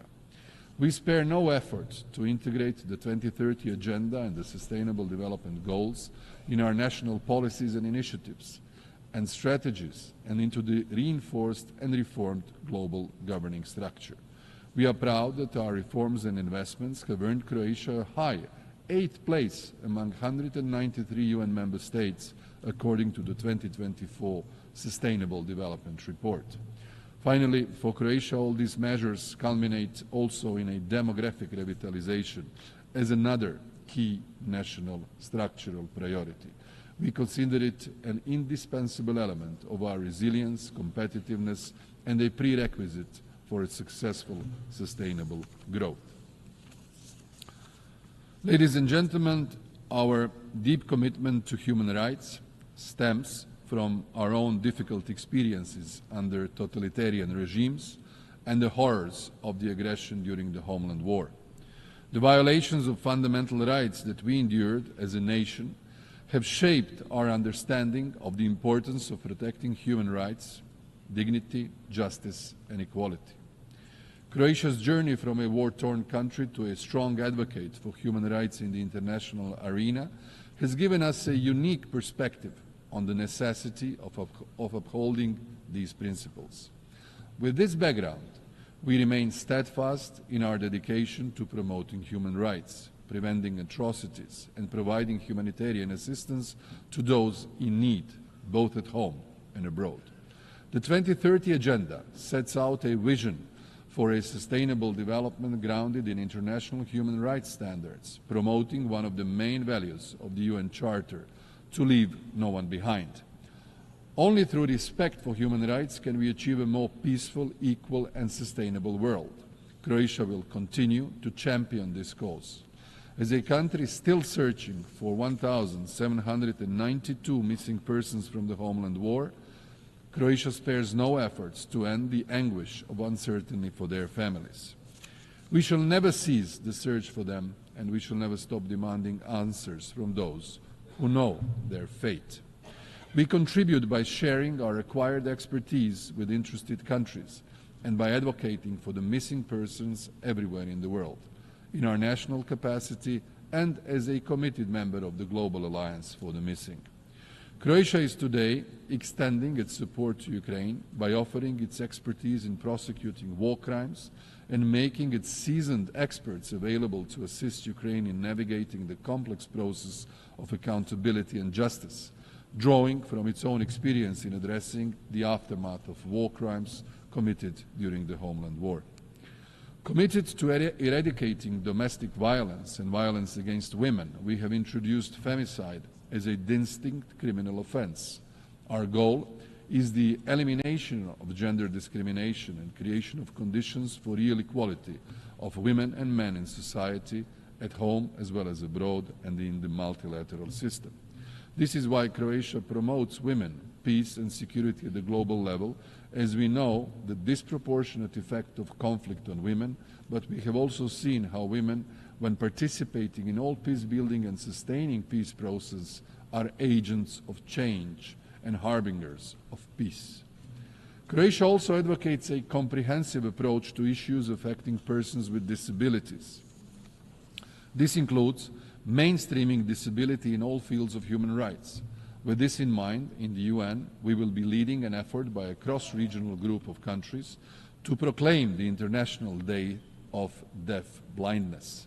This resolution will hopefully contribute to understanding as well as encourage and inspire national and legal recognition of deaf blindness as a distinct and unique disability worldwide. In the past 3 years, Croatia has also been honored to serve as a co-chair of the Group of Friends of Responsibility to Protect in New York. We still believe more has to be done in terms of atrocity prevention and the operationalization of the responsibility to protect concept. In the humanitarian context, we are facing worse circumstances than ever. Croatia presides this year over the Humanitarian Affairs segment of the Economic and Social Council.